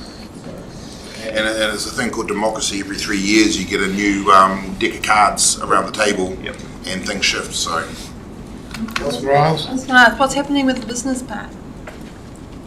Business park. I don't the business park. Yeah, The industrial park. Yeah, the industrial park. If you drive to Taronga, you will see that it is well on the way. The overpass causeway thing that's up and going. So, yeah. So in this climate, that's still going to bring returns. Well, as far as yes, we hope so. We certainly hope so. But in my opinion, I would not have gone ahead and done that. That's just my opinion, and I'll take that on the chin if anybody disagrees. But at that particular time, not all the lands were secure, so they don't have a railhead going in there. There's a farmer sitting there waiting for us to come along and buy. But the other thing is that Waka Kotahi pulled out of a deal for that flyover, and we've been lumbered with that to keep that. So yeah, that's a bit of an issue at present. So, but that's Quayside's problem, and that's where I was saying that we've got to give them some rope to work with. Councillor Riles? Well, just moving on to the questions that you started to.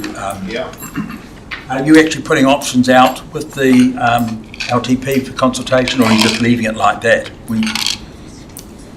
Yeah, there's a big context that goes with it, but you're asking, is it option 1, 2, 3 in terms of gauging? Yeah, so that when you come to collate, you can go through and think, right, there's many from A, B or C option.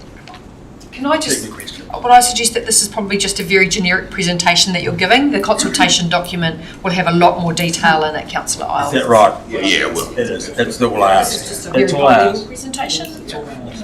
Yeah. Worship? In the event that your community unanimously endorsed not selling the shares, would you be listening? That's a good question. Well, it's a question the community keeps asking. No, I mean, ultimately it is a representative democracy that we are in. We're there to represent and make those decisions. But certainly we do listen.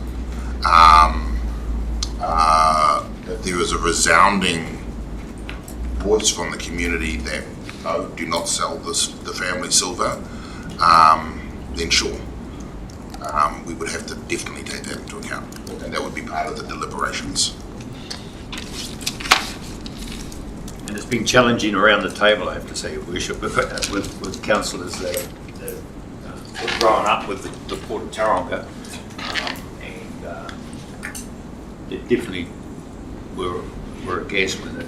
Oh, and there's certainly already been feedback from certain quarters of the community, and it is very fear-based, because it is an incredibly strategic piece of infrastructure. As Malcolm said, a lot of our export economy, and that's where we export from. And so, a lot of people who fear that China's going to just walk in and buy it. I mean, just to be honest, that's kind of probably the big fear. But we would not sell down below a controlling vote. And it has served the community well until now. And it will continue to serve the community well, is the hope. But is it a wise investment choice to have all our eggs in that one basket? That's the major question. And can we still keep the strategic assets safely within New Zealand hands to benefit all of our community in terms of our export business owners, while still diversifying and spreading that risk? New regional parks. Should we have more? Should we be investing in regional parks? We have certain opportunities that are currently on our table. Of course, they take a little bit of investment. Actually, some of them look like really like, oh, you can have this huge area for $10, but you dig into the detail, there's actually quite a few more costs that pop up after that. Yeah. But this is a priority for us as well. That has been indicated by councillors, and staff have brought forward propositions, so we decided let's consult with our community as to how they feel. So what regional parks have we got? Papamoa? Papamoa, we've got one over by Brian's beach over there. These are great assets, and I've been to Papamoa and I've seen what we've done over the years. Must have been some huge investment in that in the past. We've got Onekawa Te Mawhai over here. Do we need some more? Or should we be redirecting our finances into some other space? I mean, that's the question. Is that enough? Yeah. You better utilise that. Yeah. I try to refer to it as natural infrastructure too, or green infrastructure. Those, yeah. Is this the way the question will be phrased? Do we want new regional parks, or is there a... That's the question I was asking. You don't have to put context around it to say, Western Bay have plenty, have this park, this park, this park, Eastern Bay have this park, and then do you think, would you like to see more regional parks? Everyone will say yes, won't they? Well, I don't know how it's... Well, they can use it somewhere else. The finance be used somewhere else. If Councillor Clark was still here, Onepu would be a national park, regional park. Some areas already been indicated to regional council to consider this question to be asked. Yeah. One in particular in Hamarana. Hamarana. Yeah. That's nice to have. Yes. One particular councillor is pushing for that, obviously. But it's one regional park that is not just for people to go up there and walk the dog or whatever. The redwood. Mountain biking and all other stuff too. So, just in that. But you go to Rotorua, many places to ride a mountain bike.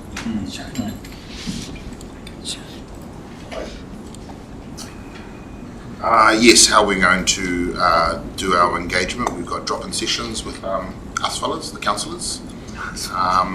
Pop-up events, Rangitaki River Festival and the Kuiro Park Markets. Online hui webinars.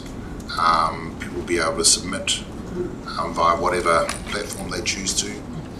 We're doing targeted engagement with tangata whenua as well. The Māori constituency councillors I think I'm heading out to meet with Whakatōhia in a couple of weeks to talk directly about the LTP and those engagements. So whoever is Ngāti Awa as well, I think we got engagement set up. Whoever wants to talk to us, we're here. I mean, Tarangitaki River Festival, that's coming up, and that's something we might want to think about and combining with them. Really suggested. suggested to be part of our consultation. The Rangitikei River Festival, and we Yeah. On the cards. Share a table, share a tent, share a marquee. if you've got a spare United Front. If you've got a spare marquee for us, and you can put it on. Yeah, of course, no problem. Appreciate it. Saying that, we don't want to be sitting in a marquee. We've got to share it with our residents that are down there, get out and walk around with them. Actually, we do say that to staff who are down there too. We're like, you got to walk around, and it's a great little festival, that Rangitikei River Festival. Yeah, I've emceed it for the last 3 years, but I've been dropped unceremoniously. I have been a part of that for many years, and be honest, I haven't seen a lot of us there. Yeah, it would be good for you guys to have a presence there. Yeah. Okay, what's in the long-term plan?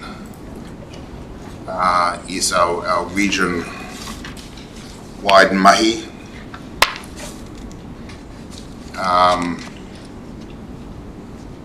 Wallabies, their report. So we got our BAU, of course, but there are certain, like wallabies, like the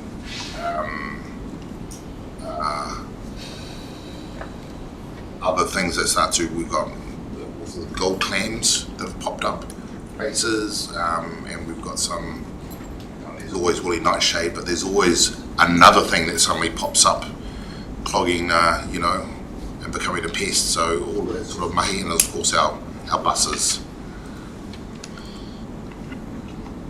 One thing before you go on any further, what the work is going on in Ohiwa Harbour, for instance, with mussels, it's stunning. The science is stunning. The young people that are involved is stunning, but also the fish ladders that have been put into structures around on all the farms up into, and Andrew knows he's involved with this. So Councillor Inga here. But those are just some of the things that, as I say, I thought I knew everything that was going on in the Bay of Plenty until I got involved with the regional council, and there's just some stunning work, and it's actually international standing right now with fish ladders made from natural materials. Natural material from cabbage tree leaves, and when they're placing them into the ponds, into streams and up into drains, the fish are actually climbing up them while they're actually setting them up there. And I think they're talking about the cost is something like $75 a ladder. You go into the States now and they're $6,000-7,000 American to set the same thing up over there. So this is international stuff that's really starting to take heed of what's going on here in New Zealand, across the hill here. So there's some really great stuff going on. But the other one is starfish, the inundation of starfish into the harbour, which is a real issue at this point in time. And as Toya mentioned, the gold clam one, if we can just keep it out of the Bay of Plenty, is going to be a task and a half, because it's at Maraetai now, and that's our closest point of clams, and it's obviously getting, if boats are coming this way, probably the fact that the Lake Rotomar was flooded and not a lot of boats came onto the lake this year is probably a godsend, to be honest. But that's the last thing we want in this area. And then there's also, we talk about Ohiwa as a perfect example of where we partner with yourselves, but especially also with Hapuru and Iwi with regards to getting this mahi done. As Malcolm said, incredibly, one part of this job that I really like is the science that we do at the Regional Council. There's some incredible science that happens in terms of environmental monitoring, but just also some really passionate people, which is great, and we depend upon passionate community. So we try to certainly get any opportunity to engage and partner with any group that is wanting to take leadership and responsibility with regards to the environment in their backyard. It's not just about, not in my backyard, it's about what am I going to do about the things in my backyard. And iwi and finding opportunities to work with iwi and hapu in terms of shared services is key. Because we can't do it all by ourselves. And there is certainly there's a magic that happens when we all come together and mahi-tahi together. We all bring that together. So that's, it's not just about the regional council going out there and just doing it for, and paying our staff. It's finding those opportunities to work together. Got a little note here that, we're doing that with Ngāti Manawa up around Manurewa, Urupara. It's Manurewa of the south. Urupara. So we put it all. Kia ora. Just in terms of the Ngāti Manawa one, so we've deployed a scientist / policy planner and a resource consent Māori experts who work, so they work 3 days a week for Ngāti Manawa, and they're helping them build their capability in that space. So that's an initiative that we do all sorts of initiatives like that across the region, but that one's just kicked off, and so they're going to be there for 12 months just to help build that capability. And then we have some comments where iwi come into, we have internships in with us as well, and they take that back. And we also just had our summer interns give their report. Such an incredible program that we invest in, where people, rangatahi who are at university come in and work with us for the summer. Just a question. I heard from my niece that she's part of the Friends of Submitters. Can you talk about that? So she says that she helps those of us within iwi and hapu who don't have the capability to write up submissions. So you have Friends of Submitters? Do that work? Yes, so one of the resources that is going to be provided for the submitters, if they want, is for the Māori submitters, we've got what we call a friend submitter. So we have an expert that will write their submissions up for that's independent of council, and we have that for everyone available. So we've got 2 writing experts, Theodore Chapman for the Māori submissions and Kathy Stevenson for the non-Māori submissions, and that is a resource available to our communities if they want help writing submissions. Cool. Can you share that service with us? It's available to the submitters. Yeah, we'll delete that out. I can help.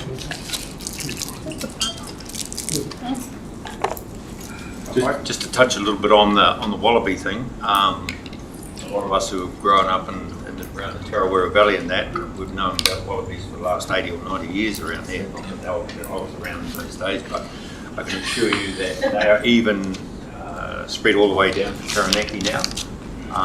We've got a crew which blew me away with the technology that they've got, and you'll see signs around the place. You see one out there by Hot Springs about reporting wallaby, and they actually hunt single wallabies down at night with heat-seeking drones and teams, and the wallaby can be sitting here and the hunter here, and they can just gather each other and then bang.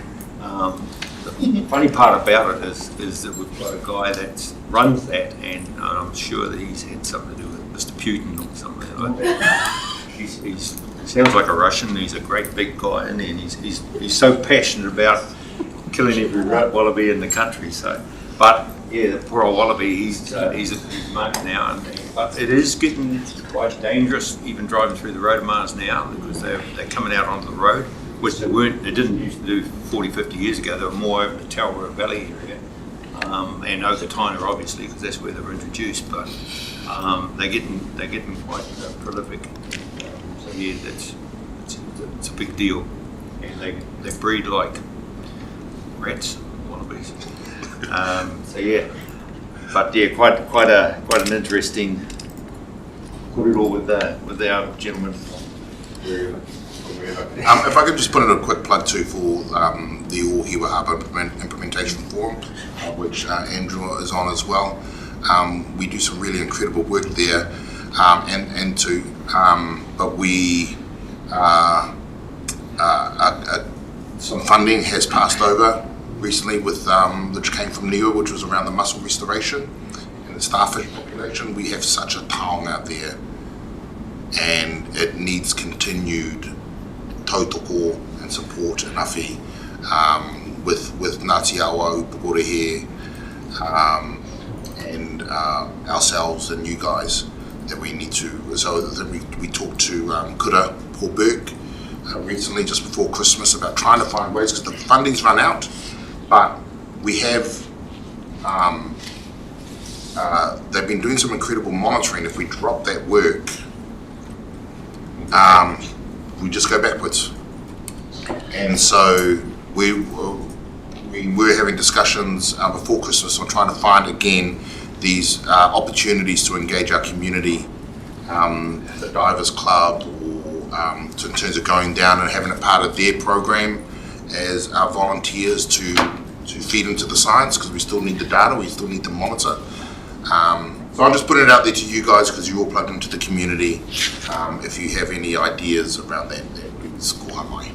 So how fast are the numbers going up? They were skyrocketing up. Which means we're losing the battle by a long shot. Yeah, one of the, because of the way they were doing the, I can't remember what they call them, where all of the mussels attach. Spat lines. Yeah, the spat lines. They were floating in the harbour rather than traditionally they were actually on the harbour floor. But of course that's where all of the sea stars are, and they were just decimating the populations.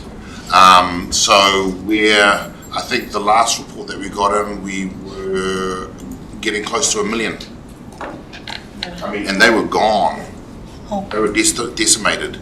And all of that is natural seeding that's coming through. But also what happens when you have those spat lines there and you start doing that, all this biodiversity starts to happen, because of course they're not there by themselves. There's the whole ecosystem that comes with them, and that's what was fascinating as well.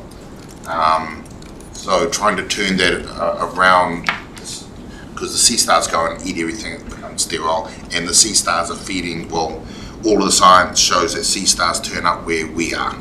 So they're feeding off the nutrients that we're delivering to the system. And eat everything else as well.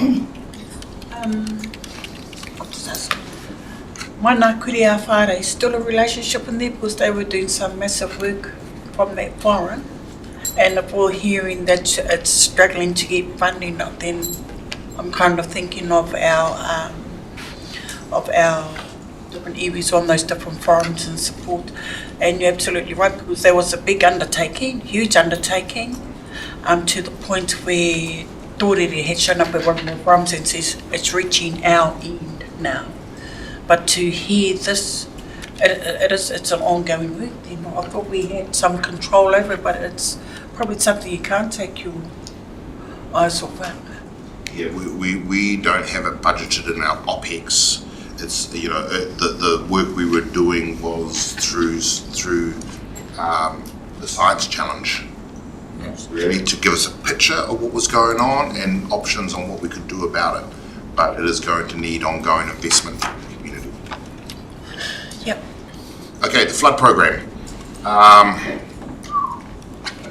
The spillway down in Rangataiki, we're pretty close to, we made a lot of progress there. We've had some delays, and of course with delays in this inflationary times, those drive the costs up, as you guys know. If you're delayed on a project, suddenly it gets really expensive. So we've managed to clear some of the blockages on that and get the work done, as what we were told last time. We're going to be doing the future-proofing project, which you guys know all about, going from the water pump down on Tarara by the warehouse right down to the boat ramp. So that's a big work coming along, which you guys are partners in as well. Assets and infrastructure. I made Tony. Is Tony still around? He's still around. Oh, Tony, yeah. Tony. Tony Dunlop. Yeah, we have the pleasure of working with Tony on the river advisory groups that we have as well. A big piece of work that we've been doing with those groups has been making the whakaaro around making room for the river. In the past, our approach has been hard engineering, which are those big rocks that you see stacked up to try and protect erosion of productive land. Soft engineering, which is all the willows that you'll see that we use as well. We have now moved to making room for the river, where we sort of have given it new boundaries and let it braid its way along. And sometimes we might cut some shallow channels, not deep ones, so just when there is an event, rather than pushing it all one way, because we've got to deal with all the silt that comes down and it banks up. And I'm not sure who would want to be a river engineer, but we do have a few of them, and they seem to be doing a fairly good job.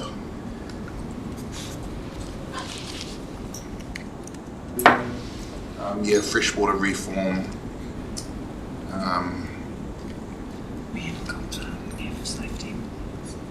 Oh yeah, okay, yes. We're also going through the navigational bylaws at the moment. I am a commissioner on that as well. First time that we've had equal parts from us and Tangata Whenua. So Tangata Whenua sit there as well with us. And it's challenging for Tangata Whenua to come into that space sometimes, because it's very, process and policy driven. So it's been actually really enjoyable helping to total core and seeing new people come into the space. There's a couple of pinch points. We're still going through consultations. We got stalled for a little bit because we had some staff health issues, but that's certainly something that is progressing, the navigational bylaws. It's there. Then change 13. Unsealed yards. Unsealed yards. I can talk about that. Oh, yeah. So, Plan Change 13 was a plan change to deal with air quality across the region. It got very focused quite quickly on air quality in Mount Maunganui. And the Environment Court directed us to make further plan change in relation to the dust from unsealed yards, just in that Mount Maunganui industrial area.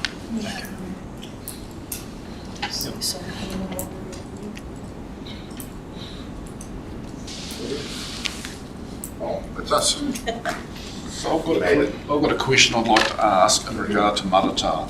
Now, we know in past history when we needed to remove houses from Tauriki, you folk were very generous in giving, I think it was $4 million, as well as the government, as well as us, to help extract some of those people with dignity. And as a result of that, the money that you had thought of giving us to help us with Maratā sewage was put on hold. You said give us a few years and then we'll come back. Well, a few years on, the Maratā sewage is at the stage where we've done a really good job with the co-design team with the 3 local iwi, and we've got up to the stage now we're looking at purchasing some land for a disposal place, and we're looking at starting the resource consent detailed work. But as you alluded to, prices have climbed, and we are wanting to secure funding from regional council, and would like to think that you'd be receptive to that, and we'll be needing the next year or two. So have you got any thoughts towards that? Yes, put a really good submission together, and bring your best team in your A game, and that will certainly help us at the table argue for it, would be my suggestion. And I think it's certainly, as you stated correctly, it's been an ongoing issue, and we did have money earmarked, and it's been, time passes, and it needs to be looked at again. But it sounds like you guys are well on the way. The business case is solid, and it's certainly one of our areas that we work on. I think it's at the stage, because it's been recorded and live, it's too early to talk actual dollar figures. It's a little sensitive at the moment, but we're at that point where we need to make certain decisions. And I don't know if you know the history, that if we can't get reticulation across the line, then it reverts back to a regional council, health department will assist regional council with the maintenance zone. And the document already talks about 60 houses have been removed, so.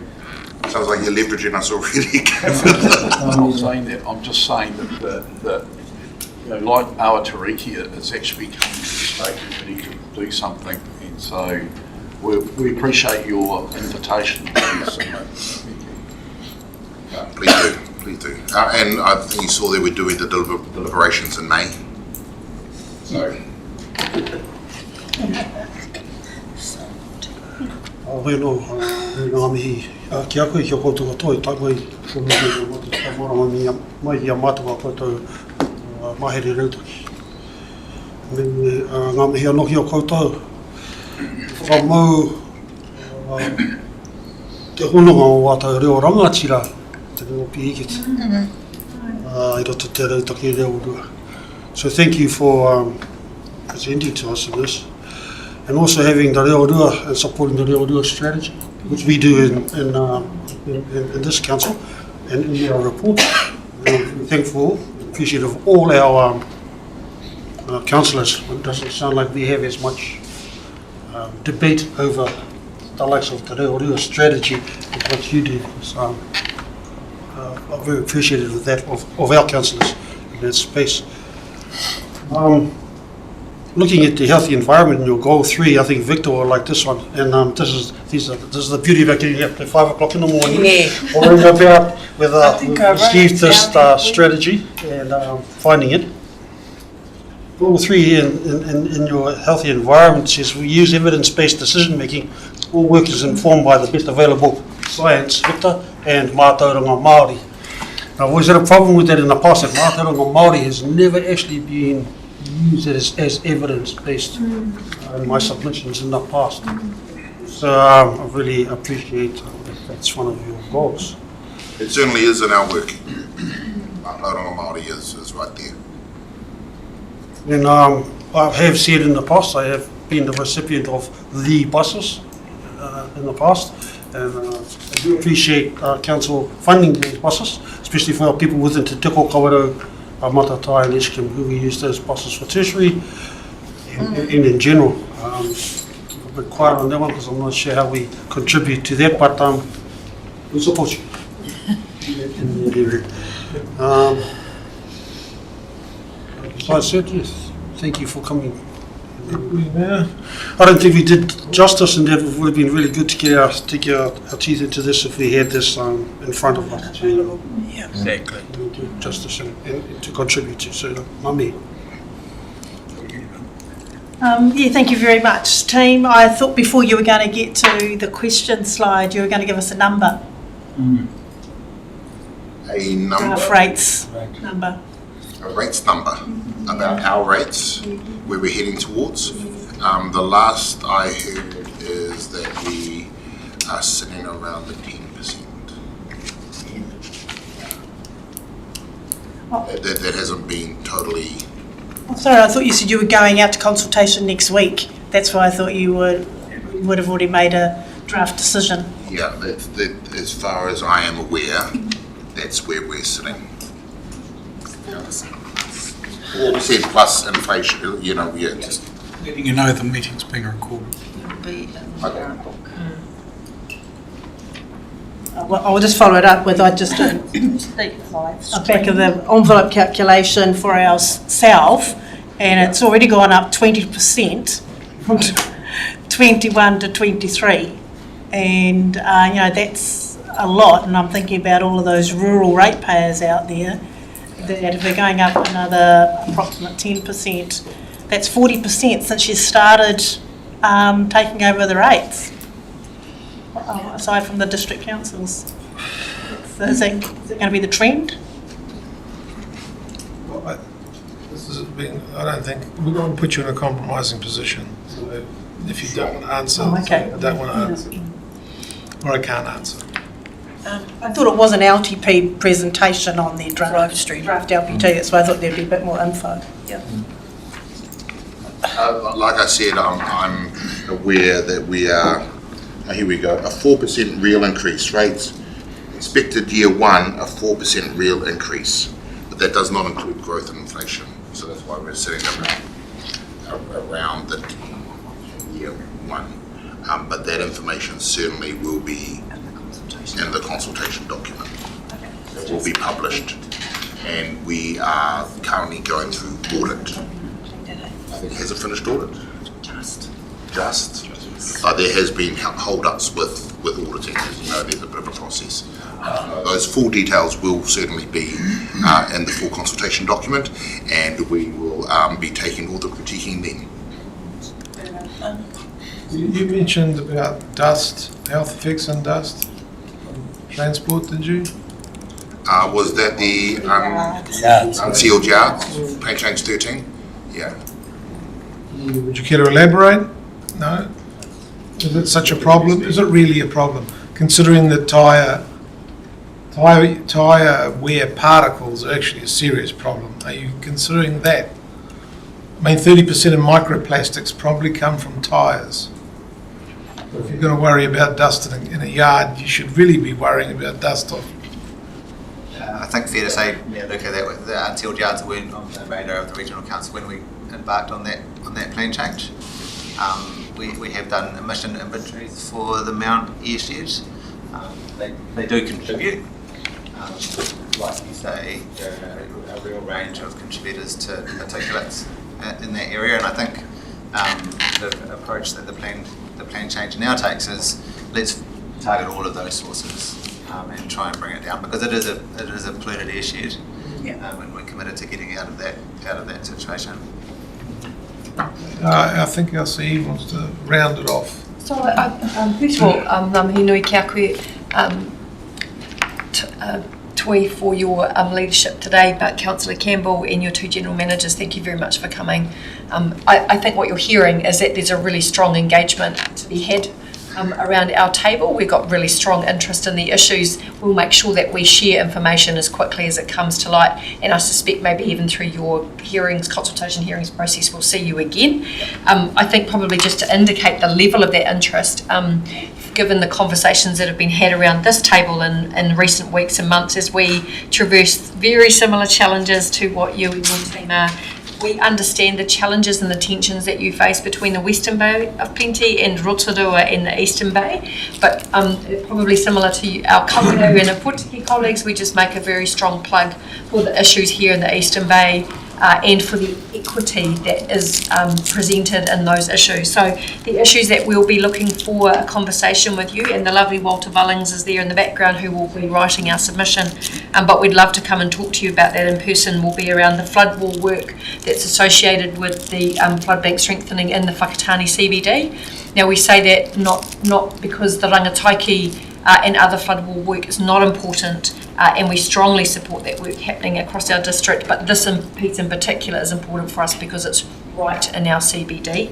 The spatial plan work that we're doing together, we'd love to see a stronger investment in that work, not just in years 1 and 2, but forthwith in the LTP from the Regional Council to enable the Eastern Bay to really stand up, and then off that ensure we've got sustainable, resilient transport networks, housing unlock, infrastructure that will meet the needs of the growing population here. We would like to talk to you about Matatau wastewater, finishing off the Awatarariki managed retreat process. There's still a last piece of that to go. We might come back and have a chat with you about that. I think our councillors have signalled they really want to work closely on climate change and natural hazard work together. The Three Waters reforms, obviously we continue to work with Doug and Fiona on looking about what the future is in terms of a collective approach potentially for Three Waters. And as I say, off the back of the spatial plan, but probably more broadly than that, because we talk about regional economic priorities as well as support for sub-regional approaches to central government, but in partnership with you around economic development and resilient infrastructure, whether that's soft or hard infrastructure. Further to Councillor O'Brien's point, this continued support for our iwi hapu and whānau, and there's probably opportunities we can lean into together there, including Reoroa, but there's a whole range of opportunities we can look at there. And again, the modal shift, public transport, we pick that up, we hear that message. For us, with a lot of rural remote communities and the distances between places, we're going to have to find innovative And we're starting to do that with a little bit of innovation recently, but looking into the future more and more about modal shift and support for that. So they're the ones I can think of today. Walt probably sit there and tell me I've missed a couple, but I think what we're hearing, as soon as we have your audited document, we'll have a really strong conversation about that and look forward to coming back with you and having further conversations. We understand the financial challenges. We're all in that boat together, so I think the more we can talk now, the more we might find solutions together too. Kia ora tātou. Kia ora, I'll just raise one thing. Thank you, Steph, for highlighting along those things in there. And this is about our more southern area. Engagement up in Murupara, when the splits happen and sometimes the frustrations of our community when they're going into a Whakatane District Council building to pay for rates, regional rates that we cannot accept. And so it may be, what does that look like? It's probably on the ground stuff, but it's really quite frustrating for as for also our constituents, our communities up at southern end as well. It's just something it's either the kōrero's come back, either go to Rotorua, well, a lot of them go to Rotorua anyway, but being redirected to Tauranga, really right out of the way if you're coming from Murupara. Okay, we will definitely. It's just something, it's also trying to support our staff in our rural areas, but also our communities because of trying to understand the split of the rates. Thanks. Thank you, that'll be helpful. All right. I think we're pretty well done. Thank you very much for coming. Thank you. Good. Lovely. Let's speak some more later. Good.